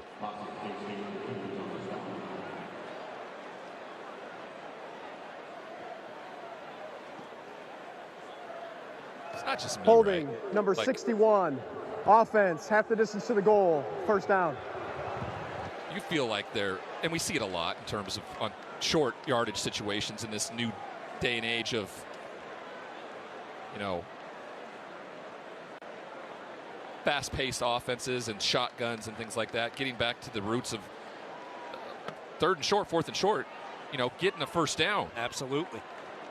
Bringing in the 13 personnel, the 12 personnel under center.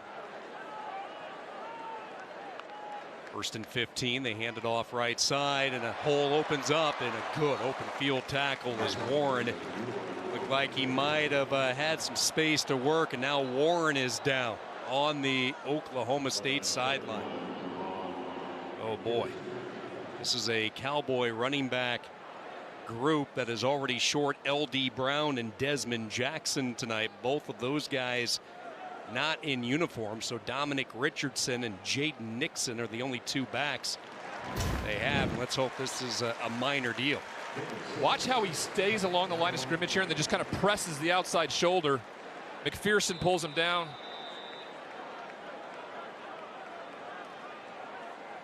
Maybe just a little cramp. Yeah, he really popped up. He sprang up toward the end, so that's a positive sign. We'll keep an eye on that. Richardson is in there now, and he will get the call on second down, and Nick Allen able to submarine his way in. Kansas State defense playing with a purpose in this third quarter. Yeah, they must have noticed something during halftime, and you really know what kind of coaches you have with the adjustments you're able to make at halftime to stymie an offense that really was having their way with you in the first half. They've done that so far. They just need their offense to reciprocate a little. They need a takeaway in the biggest of ways. Third down and 8. Offense struggling. Can the defense get in the act like Oklahoma State did in the first half? Pressure comes. They hit the tight end, the Cowboy back, and then a jarring hit by McPherson. Well shy of the first down. Jerron McPherson bringing it that time. Back-to-back big plays by McPherson to get their offense off the field. Watch this. He just flat out runs. They're going to take a look at this. Well, the crowd just took a look at it up on the huge jumbotron here at Boone Pickens, and that is the sound that you hear. And Kansas State has already lost one player. That look like they will take a look at it as the kick is away by the left-footed Tom Hutton. End-over-end kick makes a Kansas State bounce. And again, the Wildcats will have it in good starting shape. Third offensive series. Wildcat defense showing some improvement. McPherson delivering the thunder. Let's see if that ignites the offense. In the Mike Gundy era, anytime the conference season begins, usually they win football games. He's led Oklahoma State to a 64-33 mark against Big 12 foes since 2010. Tonight, a ranked team in the house, and Oklahoma State behind a dominant first half, continuing to ride it, leading 31-13.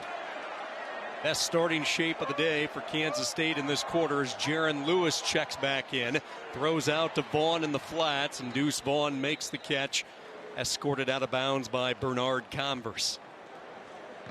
So Howard goes the opening two series, and now it's Lewis. Kansas State prior to that last play, you saw the graphic, just the 11 yards of offense through their first two series. It's difficult to get a rhythm, of course, when you got a couple quarterbacks coming in and out. They have this plan. Both of them attributed to 3 points each. Both have made two large mistakes. Lewis wants to go right. He's stubborn on that sideline. Vaughn makes the catch. Might have lost a yard. Malcolm Rodriguez. Boy, Malcolm was just beaming at the Big 12 Media Days this summer, talking about his weight. He's up around 230 this season. Remember, he played around 200 pounds 2 years ago. A lot of people feel he's going to be playing on Sunday somewhere someday. The leader of this defense, and their teeth have been sharp tonight. Might be cheering around me being 232. For sure.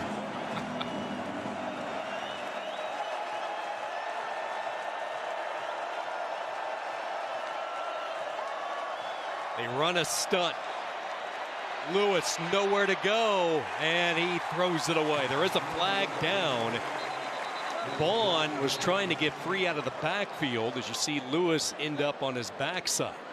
And I wonder if Vaughn was held. It's an injured Cowboy as well, back near where the quarterback threw the football.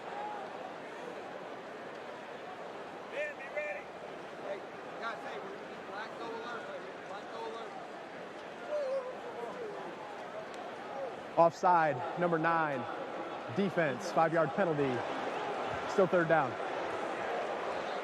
Brock Martin giving a second chance to Kansas State. I want to say it's Brock Martin who may be down on the ground.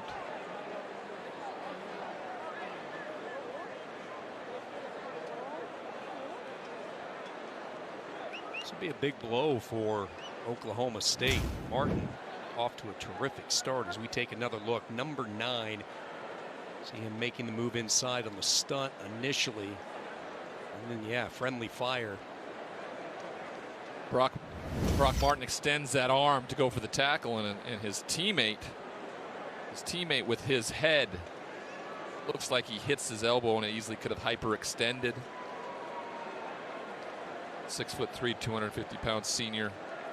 He's just been plagued by injuries throughout his career, trying to put it all together, and he has really had a terrific start to this year coming into the game tonight. 2.5 sacks, 3.5 tackle for losses. And shoulder injury that plagued him back in 2017. He's had some calf issues. We just feel for this young man, Brock Martin, a fan favorite, recent father of a 4-month-old son, Maverick, and back to wearing his old high school number this year and forced to leave this lineup.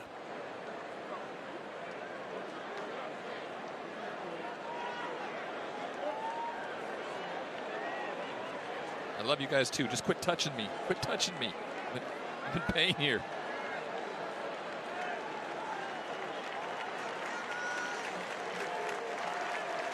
Well, the name Colin Oliver becomes even more important for Oklahoma State. The talented freshman, a defensive end, one of the guys that Gundy will turn to fill in for Martin while he's absent. There is Oliver on this 3rd down and 3. The offsides call giving K-State a second chance. Got to believe 4-down territory, though, for the Wildcats. These short yardage situations have been tricky. Brooks in motion, zigzagging back and forth. He'll get the touch on the jet sweep, and then he's punished. Oliver right on cue with the hit. Evan Harper also in there as well for this Cowboy D. Nobody fooled on the Cowboys side there defensively. There was about 5 guys around making that tackle. Surprising the flag wasn't thrown there. Retaliation by, watch this, everybody just flows with the jet sweep, and boy, they are there to take him down.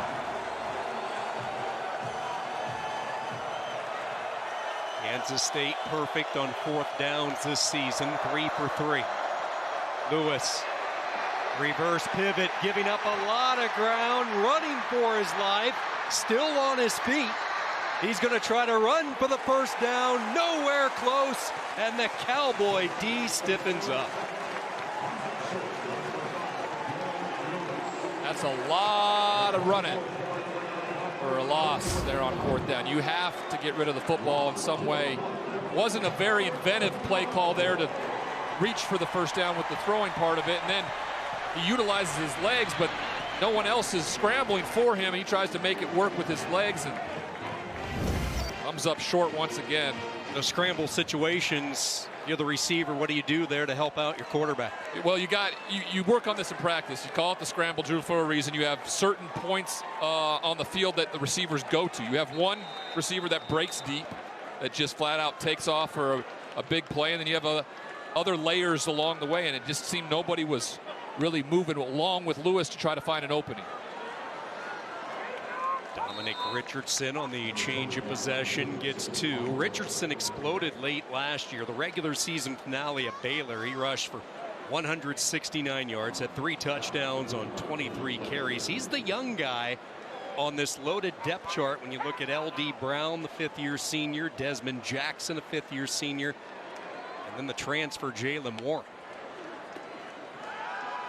2nd down and 8. And a juggle and a drop incomplete. He was looking for Blaine Green. They hit that pass in the 1st half. This time was just a little too far ahead of him. But Casey Dunn has seen something during the week in film and what he's getting on first and second down in terms of coverage. And he's taken a couple shots down that seam, getting inside the cover 3 corner. That time just off the fingertips of Blaine Green, the freshman. Green with a couple of catches today. His first 2 catches of the season, the young freshman from Allen. Here comes Fletcher. They have the screen, and it was set up. A perfectly dialed up screen, and Richardson unable to hang on.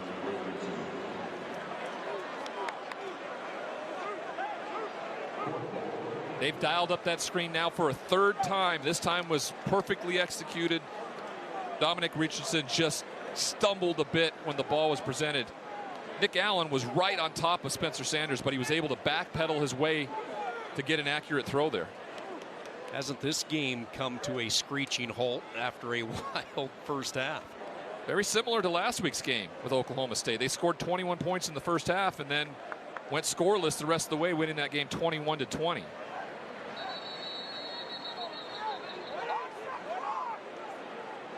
Oklahoma State will take the delay of game. Offense, 5-yard penalty. 4th down. Give their 31-year-old punter Tom Hutton more room to work, and Mike Gundy singled him out in chatting with him this week. He says he's really quietly done a nice job. Has not been given the credit he deserves, the veteran from down under. And Oklahoma State through the Pro Kick Australia. Good job here by Hutton. The fair catch, K-State. 38-yard punt by Hutton. Kansas State working deep in their own end, trailing 31-13. Well, it's kind of like, you know, beating the same drum over and over again. What are you going to do differently here if you're Kansas State? And there isn't really a lot of things in the well to go to, right? I mean, they do what they do. Usually games are closer. They make them into those types of battles. And then the war of attrition like last week in the 4th quarter. This is out of their character, having to spread the field like this and start making plays down the field with the quarterback's arm. And with that arm, that's when Skylar Thompson can get things done with his vertical downfield throwing ability. Wheeler somehow able to keep his concentration and make the catch up to the 33-yard line. Pickup of 18 yards when it looked like that one might be picked off. Wheeler hauls it in. Yeah, I thought it was going the other way. Watch this. The guy steps in front of it, gets it. They overrun him, and he turns it into a big gain. It gets them their first down of the second half.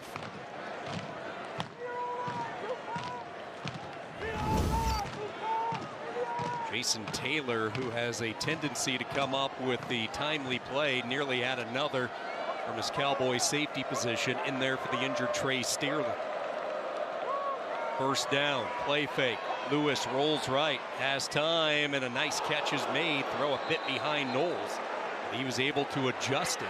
12 more yards. Taylor shoves him out of bounds. From a quarterback's perspective, I always want as much spacing as possible with my wide receivers. Now, when you're running boots and nakeds, you have guys that will run in certain same areas of one another. But look at here. I honestly don't know who he was throwing to be honest with you. What a catch by Knowles there. Goes up with one hand, and that easily could be a penalty there on Corey Black, where he blindsides Kansas State's wide receiver. Yeah, that was Tyrone Howell who went airborne. It's a completion, first down. Here comes the blitz, and they get to him. Oh, he dumps it, and Vaughn makes the catch. Deuce Vaughn on the loose. 20, 15, Vaughn turns on the accelerator. Touchdown. How on earth did Lewis get rid of the ball?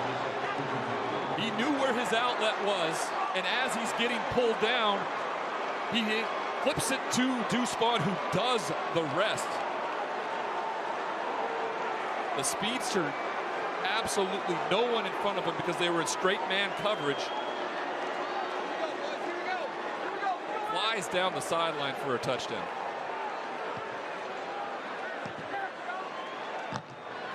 $55 yards to Vaughn.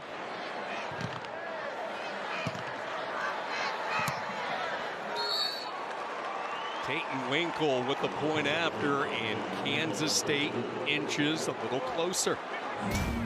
Here you go. You talked about the blitz getting to him, right? They bring the 2 linebackers and the safety around. Somehow he's able to get his arm out and know where his outlet is, and you got straight man coverage, which means every defender has their back turned. And Deuce Vaughn just goes right down the sideline and races for a touchdown.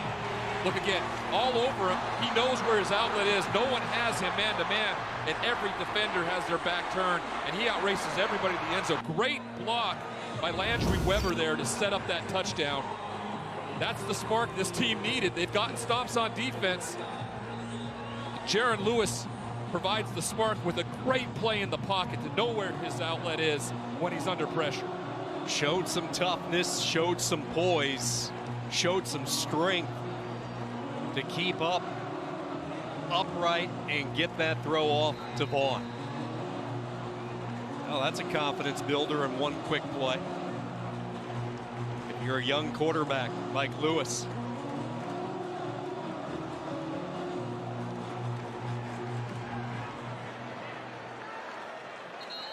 Kansas State cutting it down to 11, and this Wildcat defense ready to go back to work. Don't forget Sunday at 2 Eastern, 1 Central.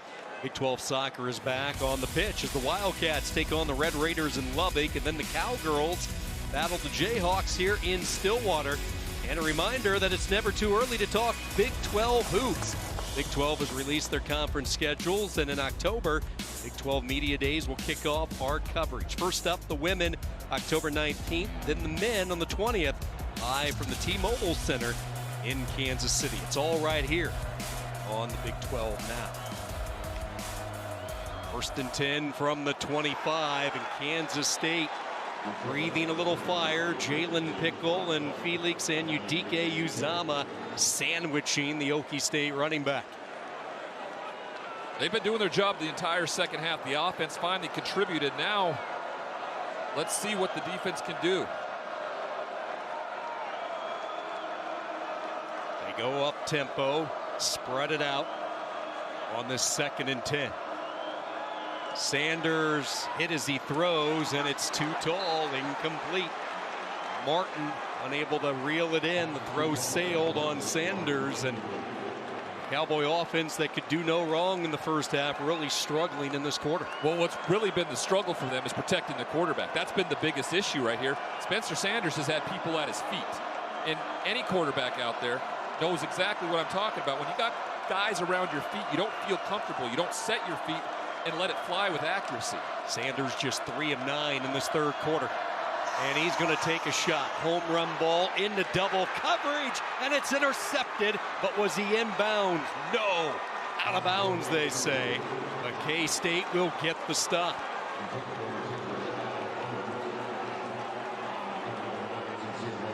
Sincere Mason does a great job of playing center field right there and simply watches the eyes of the quarterback. It's a simple defensive play for him.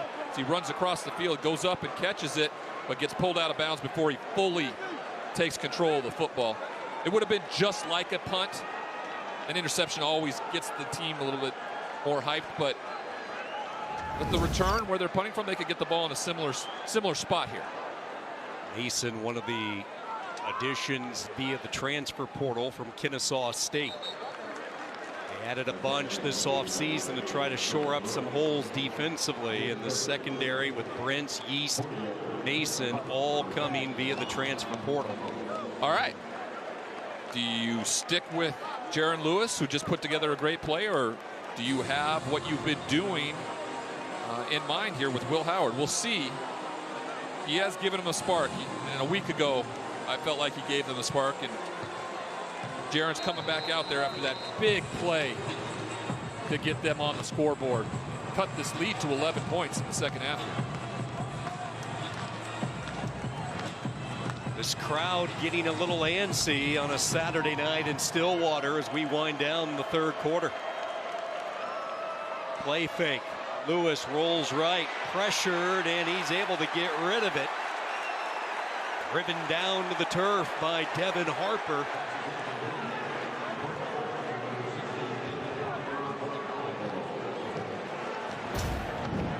I like the boot call here. Watch.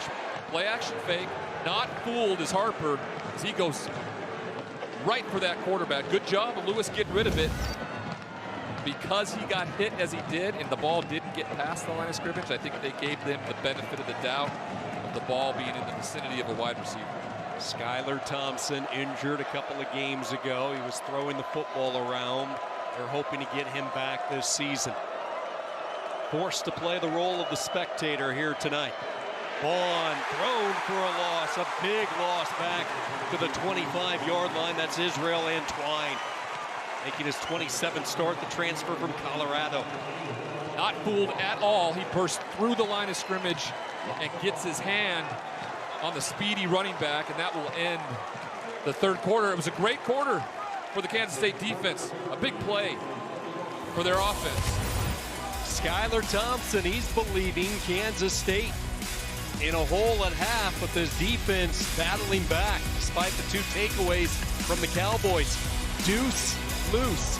Vaughn 6 as Kansas State back in it.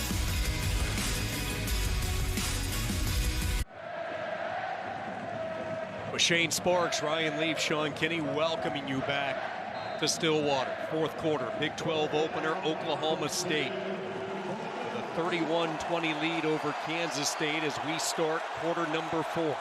Third down and 15. They bring the blitz. Lewis lets her fly, and Knowles unable to haul it in. Got a hand on it. Bernard Converse with the one-on-one coverage out on the island as they brought the blitz again, Ryan. Great blitz, great pressure. Makes Lewis fired probably a little early, but he still puts it in a spot where his receiver can make the catch. In a situation like this, Sean, you have to make a catch like that. If it touches your hands, you got to pull it down, especially in a tight moment like this when you have a chance to get back in this game. Zentner with the kick, returnable for Presley, and he is stopped right there in his tracks. Hennington, the first one down for Kansas State. Ryan Hennington, the 6'1", 220-pound senior out of Junction City, Kansas, has been all over the field tonight, really, in the absence of Daniel Green.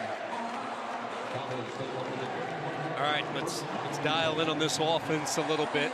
After dominating the first half, 6 drives in the third quarter, just the 54 yards of offense, 5 punts, and the missed field goal. What is Kansas State doing differently? It really looks like they've done some work with their outside linebackers getting to the flat, pinching a little bit. As you can see, those 3 down linemen are really in the interior right now. Warren is checked back into the game. Sanders finds the hole and then some. On to the Wildcats side of the field, it's Presley. This kid is electric. Brents brings him down, but a first down throw, and that's where Sanders was so lethal in the first half. Yeah, getting somebody back like that tonight for him has been explosive. He's been a security blanket right there. He came to him getting pressured once again. 33 yards, now Sanders on the zone read, cutting across the K-State defense, and he is shoved out of bounds by McPherson. Physical night for Jerron McPherson. Watch this as he steps back and moves away. He finds his open receiver. Cody Fletcher just a little late getting to him, and then Julius Brents kind of puts an exclamation point on it, but after a big first down. See if that throw and catch gets Sanders back in a flow a little bit. 2nd and 11. He's going to take a shot. He'll launch toward the sideline. Martin is there as flags fly, and this might be offensive interference. Well, if you remember correctly, in the first half, when they threw that touchdown to Tay Martin, he kind of got away with a little extension of that left arm there. Full extension of that left arm gives himself a chance to make the catch. The officials call him for offensive pass interference. Offense, 15-yard penalty from the previous spot. Replay, 2nd down. Watch as the ball's coming down. Watch him give that little shove with not with only one arm, but with 2 arms right in front of the official. Then rush east. You got to stay away, right? You're about to get a penalty here. There's no need even to be near him right there. and you shove him against the wall. He should have got called for a unsportsmanlike right there and had some offsetting stuff, but instead they get put into a second and forever. It's an old Pac-12 reunion. Martin, from his days at Washington State, Justin Gardner for K-State, started his career at Oregon State. Sanders just zips it toward the sideline, and it is caught. Rashad Owens holds it in. Did he get a foot down? Kansas State pleading their case, saying no. In the meantime, Oklahoma State lined up. They're ready to go. And they are going to say catch by Owens. They're hustling up, trying to get a play off before a review could be initiated. The completed pass is under further review. They will take a look upstairs with our replay official, Gene Simcoe.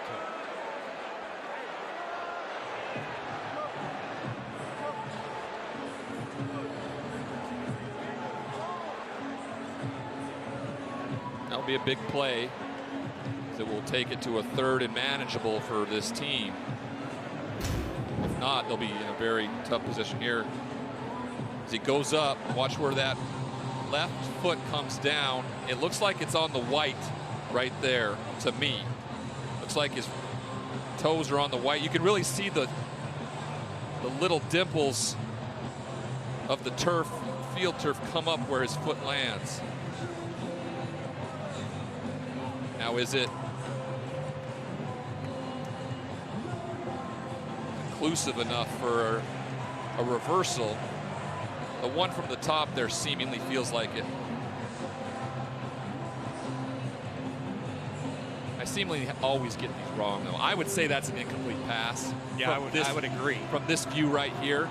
Remember, the call on the field is a catch. Is this enough evidence to overturn the call? That's the debate right now. And I would say, yes, I'm with you on that one, right? Yeah, I think his foot lands on the white of the out of bounds there, and it twists back into the field play a little bit. And you're right. This is a critical call. It'd be very manageable 3rd and 9 if the ruling stands for Mike Gundy. It's Chris Kleiman hoping this gets overturned. Had to be a little shell shock tonight, the way this game started for the Wildcats. We're about to find out. After reviewing the play, the ruling on the field of a completed pass stands. 3rd down. This must not have been conclusive enough. I don't know what you could be looking at. Coach Kleiman feels kind of the same way you and I do, Sean.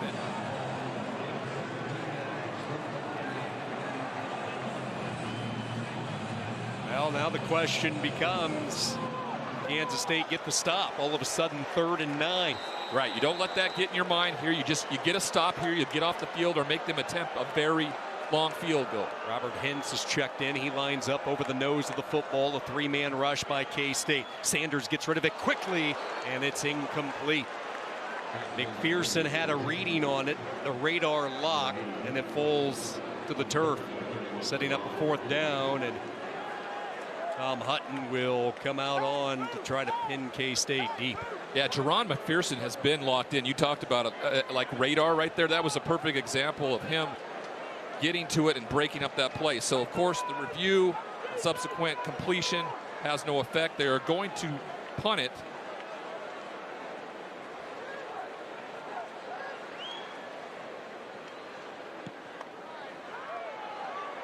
High angling kick.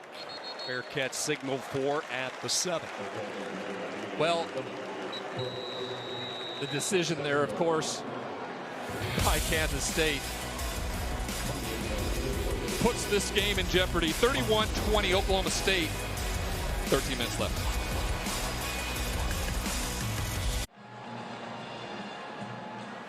Week 4 started with 3 Big 12 teams in the top 25. Iowa State goes by the wayside. Baylor knocks them off. Oklahoma trailing West Virginia over on ABC. And here in Stillwater, the 3rd-ranked team, Kansas State, on the ropes, down 11. Yeah, it's been a tough day for the ranked teams in the Big 12. Though you and I had a chance to see Baylor a couple weeks ago, we thought they were the real deal, and they They got a big win at home today against the Iowa State Cyclones. Real good offensive line the Bears enjoy, and another big special teams return from Ebner. It's the factors that go into a game, and Taylor seems to be pretty solid in all the areas. All right, critical drive here, Ryan, for Kansas State. Second time they've started from their own 7. Lewis clearly their guy that they're feeling pretty good with right now. Yeah, they're rolling with them, a guy who's got a little bit of the hot hand. Well, one hot hand, one big play that got them the big touchdown, which has kind of gotten them back in the game. The defense has been a real story the second half. Now they got to take this momentum and turn and get something out of it. Flip the tight end to the right. Malik Knowles will be a decoy as they give it to Vaughn. His 13th carry of the day goes nowhere. Israel Antwine making his 27th start. The tackle. There's a flag down as well.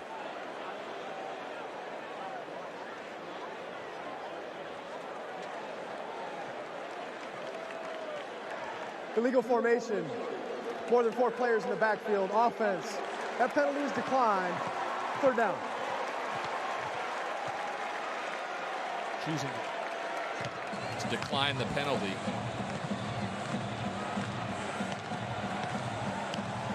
We talked about this and how Deuce Vaughn has 5 consecutive 100-yard games.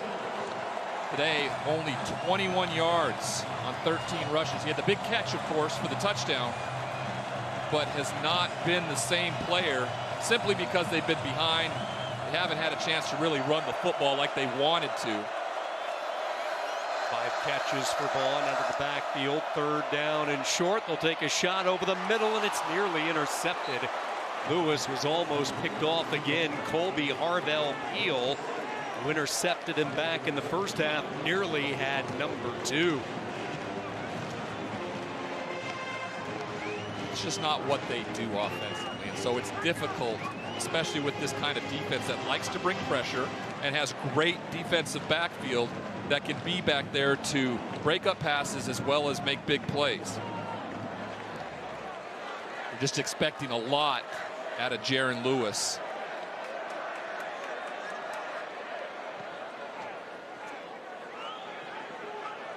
Tate Martin to return this punt, and it goes off his hand out of bounds.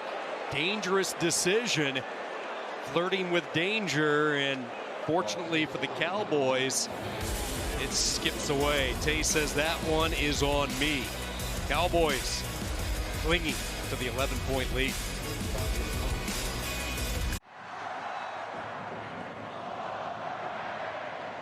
Buoyed by 31 first-half points, Oklahoma State out in front of Kansas State early on 4th quarter. Cowboys 31, Wildcats 20. Let's check in with Shane Sparks. Well, Sean, Oklahoma State players and coaches wearing their shirts tonight in honor of Chester Pittman and his number 23. Chester Pittman shattered the color barrier here at Oklahoma State.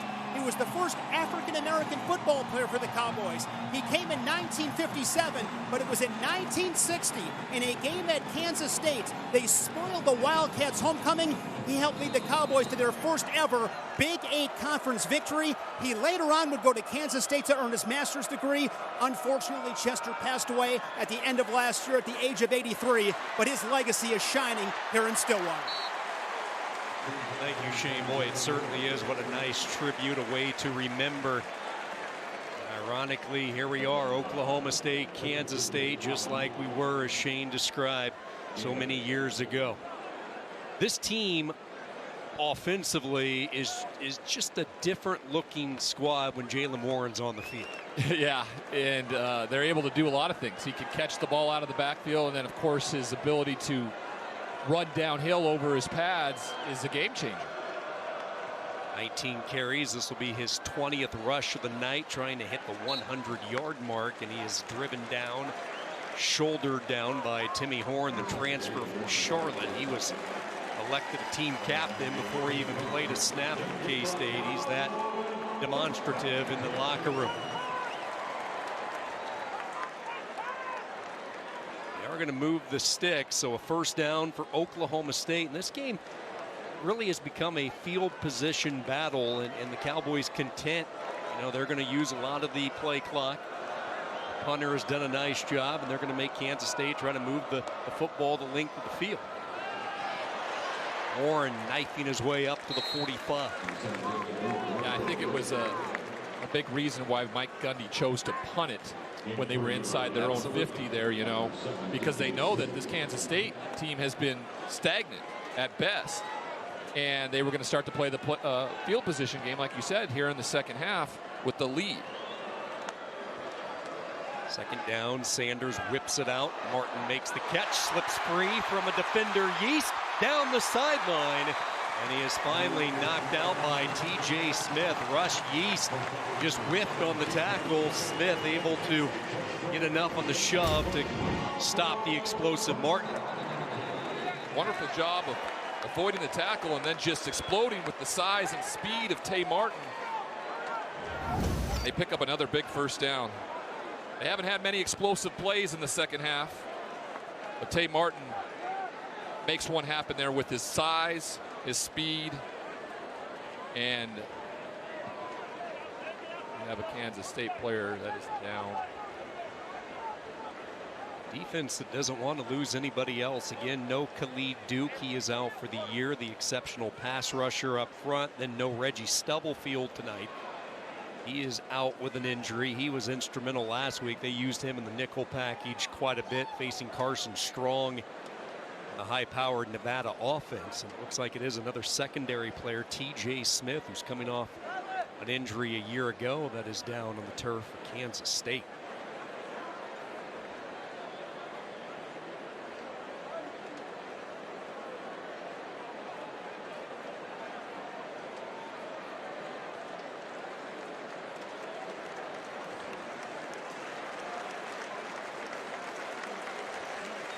Smith will head to the sideline over on the bench, and the treatment will continue.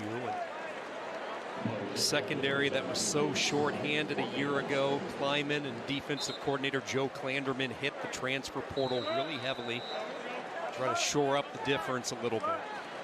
It has worked through the first 3 games. Tonight, though, in the first half in particular, Sanders had his way throwing the football. First and 10, Oklahoma State. Cassidy in motion to the right side. He will hand it off to Warren, carrying the football with both arms. God, I don't know if you saw that or not, but they had the 3 wide receivers down here to the wide side of the field.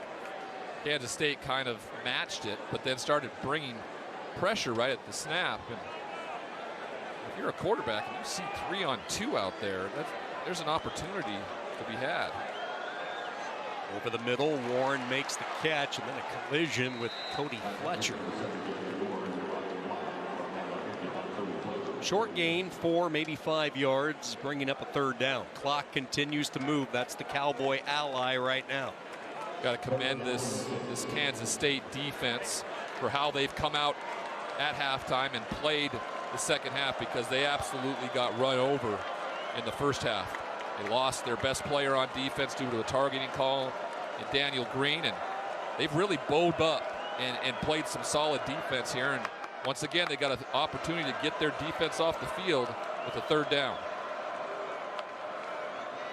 Kansas State will rush only 3, and then a huge opening up the middle as a flag flies. Sanders will pick up the first down.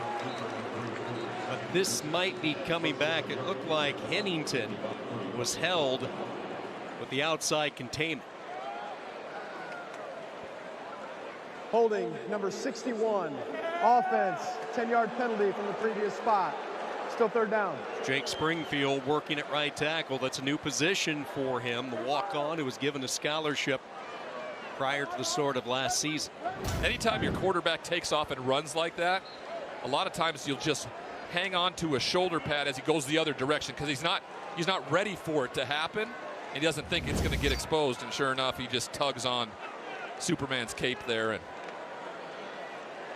they get penalized and set up a very, very long 3rd and 16.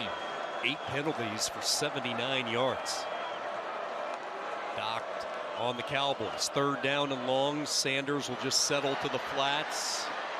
Ahead to the 32-yard line. First catch, Cassidy, hit by Fletcher again. On a fourth down, remember Hale has missed from 48 tonight. This would be 50 yards if Gundy wants to risk it, and he will send out Alex Hale. It does take it to a 2-touchdown game. That's a big difference. Officially going to be 49 yards. Snap down, the kick is on the way. It has enough leg, and again he misfires.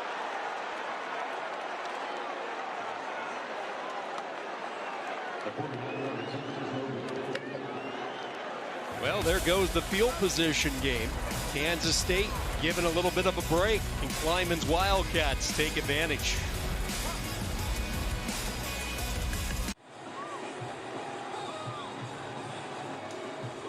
Kansas State entered tonight a top 20 team in the country running the football, averaging right around 225 yards on the ground. Tonight, they have been held in check, just 74 yards rushing against the Oklahoma State D. They start this possession at the 32-yard line. Lewis is in there. He showed some toughness. He hangs, and now throws it away. Vaughn had no real estate to work. Harper had him shadowed out of the backfield. Pressure from Antwine, who's making an impact on that front wall for Oklahoma State.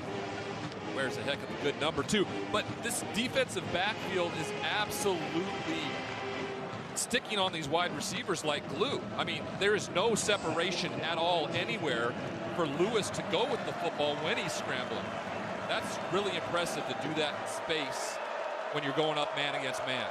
Lacey and Oliver, the two rush-ins. Evers and Antwine, the interior defenders. They drop Oliver into coverage, and that fooled Lewis, and a strip sack. Ball loose, and it's Duffy who jumps on top of it for Kansas State.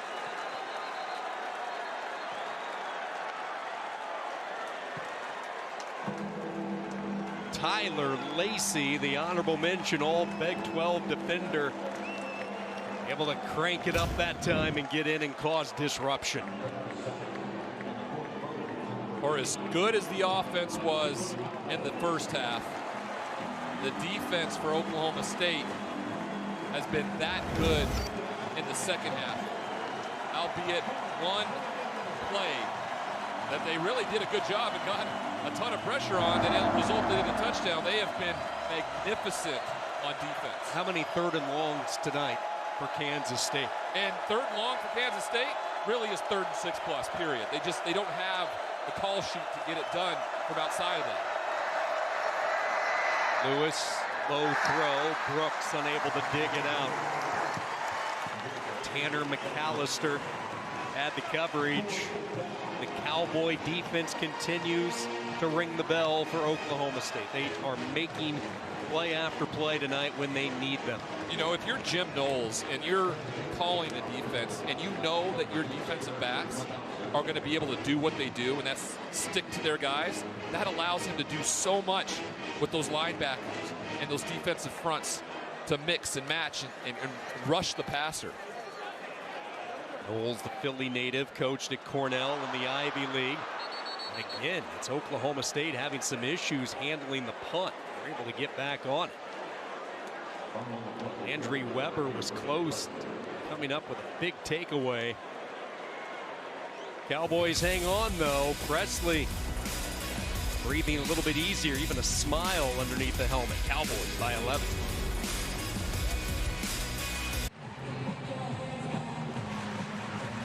Spencer Sanders on the left has thrown for over 300 yards tonight, a couple of touchdown passes. Jaylen Warren for the second straight week, over 100 yards rushing. And now this duo ready to work on the clock a little bit, leading by 11. Another productive day for Warren, the transfer from Utah State. Sanders able to hit his stride, especially in the first half. A couple of weapons back on the edge in his receiving fleet. As expected, Warren on first down, twists and turns his way for 3. Bronson Massey, the tackle. I think that your point about having some weapons back has been the biggest reason why Spencer Sanders has had such a prolific game, getting Tay Martin back. Because, you know, Coach talked to us about it, like never in his 32 years of coaching has he ever had to start 2 freshman wide receivers. So that played a huge part in what's gone on the last 3 weeks. And Tay Martin being back tonight, you could tell early on, made a difference. Yeah, he's had to start a couple of freshmen in 2 different position groupings. Here's a throw and strike right on cue. It's Tay Martin beating Brins. Martin with his 9th catch. Martin caught 6 for 107 in week 1 against Missouri State before the injury. And tonight, with that 9-yard catch, that should put him right smack dab at 100. 9 catches, 100 yards for the senior. He's going to be a problem for a lot of these defensive backs in the Big 12 because of his size, his strength, and all of his experience, right? The amount of plays and reps he's taken at Washington State before getting here to Oklahoma State. Every first down just means more and more time off the clock. Eli Huggins blowing up the play.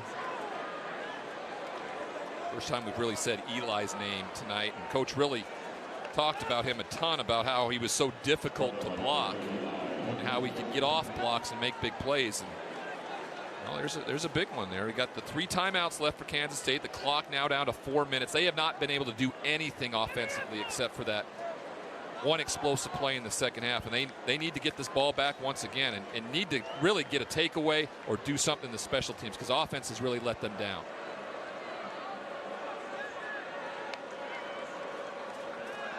Quick throw, push and given, and Sanders says thank you very much. First down catch up to the 49. He saw Rashad Owens had some room. Sanders with a quick release and trigger. First down, Cowboys. Yeah, I mean, I don't know what you're doing there. It's second and forever, and you're playing 12 yards off the football there in the fourth quarter with 3 minutes and 30 seconds to go.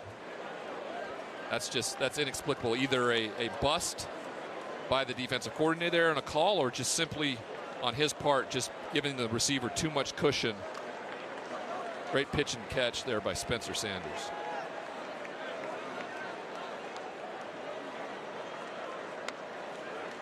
Sanders taking the snap with just a second to go, and Warren hopping up onto both feet. He knew he was close to breaking it. Just tripped up, shoelace tackle there, or you're exactly right. There was nothing but the goalpost to hit his head on. Chris Kleiman last year and this Kansas State team started hot, and then they just hit a brick wall because of COVID issues and injuries, and all mounted. Sputtered down the stretch. Finished 4-6 a year ago. A fresh start here in 2021. Just a first half that they have not been able to overcome on the road tonight. Warren driving hard, lowering those shoulder pads and his leverage. And this might be a spot where K-State's going to start thinking timeouts, and they do. They'll use their first timeout, stopping the clock with 2:17 to play. Couple of key completions on this drive. You gotta love seeing that. Gundy confidence with his 3-year starter, and Sanders to make the correct decision on those 2 completions. Yeah, and I really think the one throw he made there to get the first down was maybe a kind of check with me when he saw the cushion that he was getting out there on the wide receiver position, because he rose right up and made the throw to get the first down. Yeah, when you talked about how defensively Kansas State has got him back in the game, it just hasn't been reciprocated, and it's got to be extremely hard because you're missing your starting quarterback. You've bounced back and forth between 2 of the quarterbacks tonight, and Will Howard and Lewis, and they just really haven't been able to find any kind of rhythm. And it's not necessarily their fault. Defensively, what Coach Knowles and this defense has been able to do is really made it difficult for Kansas State in their offense. 3rd down and 2. They will pull a lineman, and caping it and moving the chains for a first down is Sanders. K-State bid on the fake. Sanders able to sneak his way behind the right guard, Hunter Woodard, and a first down for the Cowboys. 3 critical first downs, and kind of talked about the execution. When do teams execute the critical junctures of a football game? And Oklahoma State found out a way to do it last week, and now on this drive really putting the icing on the cake tonight. Yeah, when you're asked to do something in a position when everybody knows what you're going to do, in particular run the football to ice this away, you know, when you're able to get that done in the face of everything else, that's where you know you have a team that you can rely on late in games when you need it to happen. You know, we've talked a lot about the offense, but let's talk Oklahoma State defense and what Jim Knowles has been able to do. He has a special group this year, even with the injury to Trey Sterling. If you could take an injury, it probably was in the secondary personnel because they are very deep. See what they've been able to do with their pass rush. Now we'll wait to see what the status is of Brock Martin. That's certainly a key cog for them up front. We saw him leave the game with what appeared to be an arm injury. You have Rodriguez and Devin Harper, the 2 linebackers. This is a formidable defense this season. Yeah, and then Bernard Converse back there was tested all night long, and he simply just kept showing up with the answers to those tests. And they've been like stuck to the wide receivers for Kansas State, not given any opportunity, which again allows for the likes of Malcolm Rodriguez and guys up front like Tyler Lacey and now Colin Oliver to get to the quarterback and make big plays, make it very difficult on an opposing team's quarterback. They had held Deuce Vaughn, one of the more explosive backs in the country. 13 carries, 22 yards. Speaking of explosion, Jaylen Warren becoming a household name here in the state of Oklahoma after his 2 weeks. He'll move the chains, and that should do it for the Cowboys.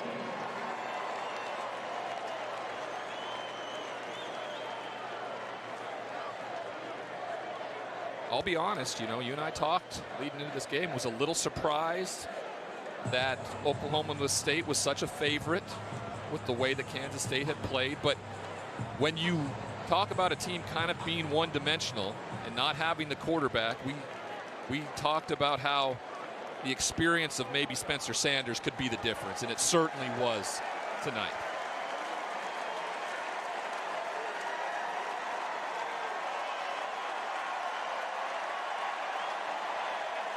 This crowd showing their appreciation. Mike Gundy guided the Cowboys to Big 12 title in 2011. They had a share of the Big 12 South the previous year in 2010. His team is going to be 4-0, and they are going to be ready to take on a red-hot Baylor team next week. What a matchup that's going to be. Yes, it is. It's going to be special. Another battle of undefeated teams here in the Big 12. I will say this, right? You just said something about Mike Gundy, and that was 10 years ago. Oklahoma has dominated this conference for the last 6 years. They've been very good here in Stillwater. Can they make that next step? Can they take it to another level and get this team to a championship? It's a reason why he's still here. Let's see if they can get it done. For the second straight week, all the Oklahoma State offense comes in the first half. 31 tonight as they opened up a huge lead, and they hold off Kansas State here in the Big 12 opener for both schools. 31-20, Cowboys prevail. Sanders 22 of 34 for 344 yards with 2 touchdown passes. Jaylen Warren, a workhorse once again, 27 carries tonight. He carried the ball 32 times last week. 27 rushes for 123 yards. And then the X factor. They did not have Tay Martin last Friday night in the Northwest. They had him here tonight in Stillwater. 9 catches for 100 yards. So when you have your impact players doing their thing, this is an offense that's going to score points. Yeah, and it didn't look like that for the first 3 weeks. So what Kansas State saw early on was kind of like a bombardment. They didn't really know how to react to it, and I think they got caught on their heels a little bit defensively. They were looking to try to stop the run. The passing game with Spencer Sanders and the guys back, especially Tay Martin, made a huge difference in how this game went, especially in the first half. We saw more what Kansas State is capable of doing defensively in the second half, but you know, too little too late, because the offense could not churn enough yardage and get enough points to get them back in.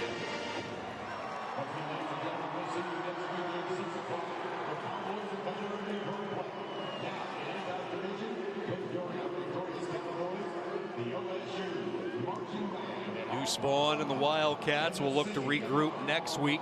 It won't be easy. Oklahoma will visit Manhattan, although they've had the Sooners number the last couple of years. They're 2-0 under Kleiman playing OU. And we'll see what Oklahoma is going to be feeling like. They are in a dogfight with the Mountaineers in Norman, just about an hour and a half from here, tied 13-13 in the fourth quarter. Mountaineers look really good. Well, let's check in with Shane Sparks. He's standing by with Spencer Sanders. That was a very balanced. We talked about it all week. You know, this is conference. We got to come out with some juice, and I feel like we did that, and I feel like we executed. I feel like everybody did, both sides, special teams and all. Coach Gundy calls you the Tasmanian Devil, says offensive line injuries last year, no complaints. Wide receiver injuries a couple of weeks ago, no complaints. Speak to that mentality. I'm going to do whatever I got to do to win, no matter what it is. I mean, my mother always told me one thing, you never quit once you start something. So I've kind of grown. This is my family here. I mean, whether they love it or they hate me, you know, I love it here and I love my teammates. So whatever I can do is what I'm going to do. Off to a good 4-0 start. You got Baylor next week. What excites you most when you look at the rest of this season? I'm excited. I'm excited. That's it. I'm going to leave it at that. I'm anxious and excited. Congratulations. Good win tonight, Spencer. Thank you. Back to you, Sean. Well, that could be scary for the rest of the Big 12. The Tasmanian Devil excited. Buckle up. It's going to be fun. So kind of like Baker Mayfield waking up dangerous. You know, he's waking up excited. Oklahoma State 4-0, 31-20. Your winners over Kansas State. For Ryan Lee, Shane Sparks, our entire production crew, I'm Sean Kinney reminding you to catch more exciting Big 12 athletics right here on Big 12 Now and ESPN Plus with a pair of women's soccer games Sunday at 2 o'clock Eastern, 1 Central as K-State takes on Texas Tech. Oklahoma State battling KU. That's the story. Good night from Stillwater.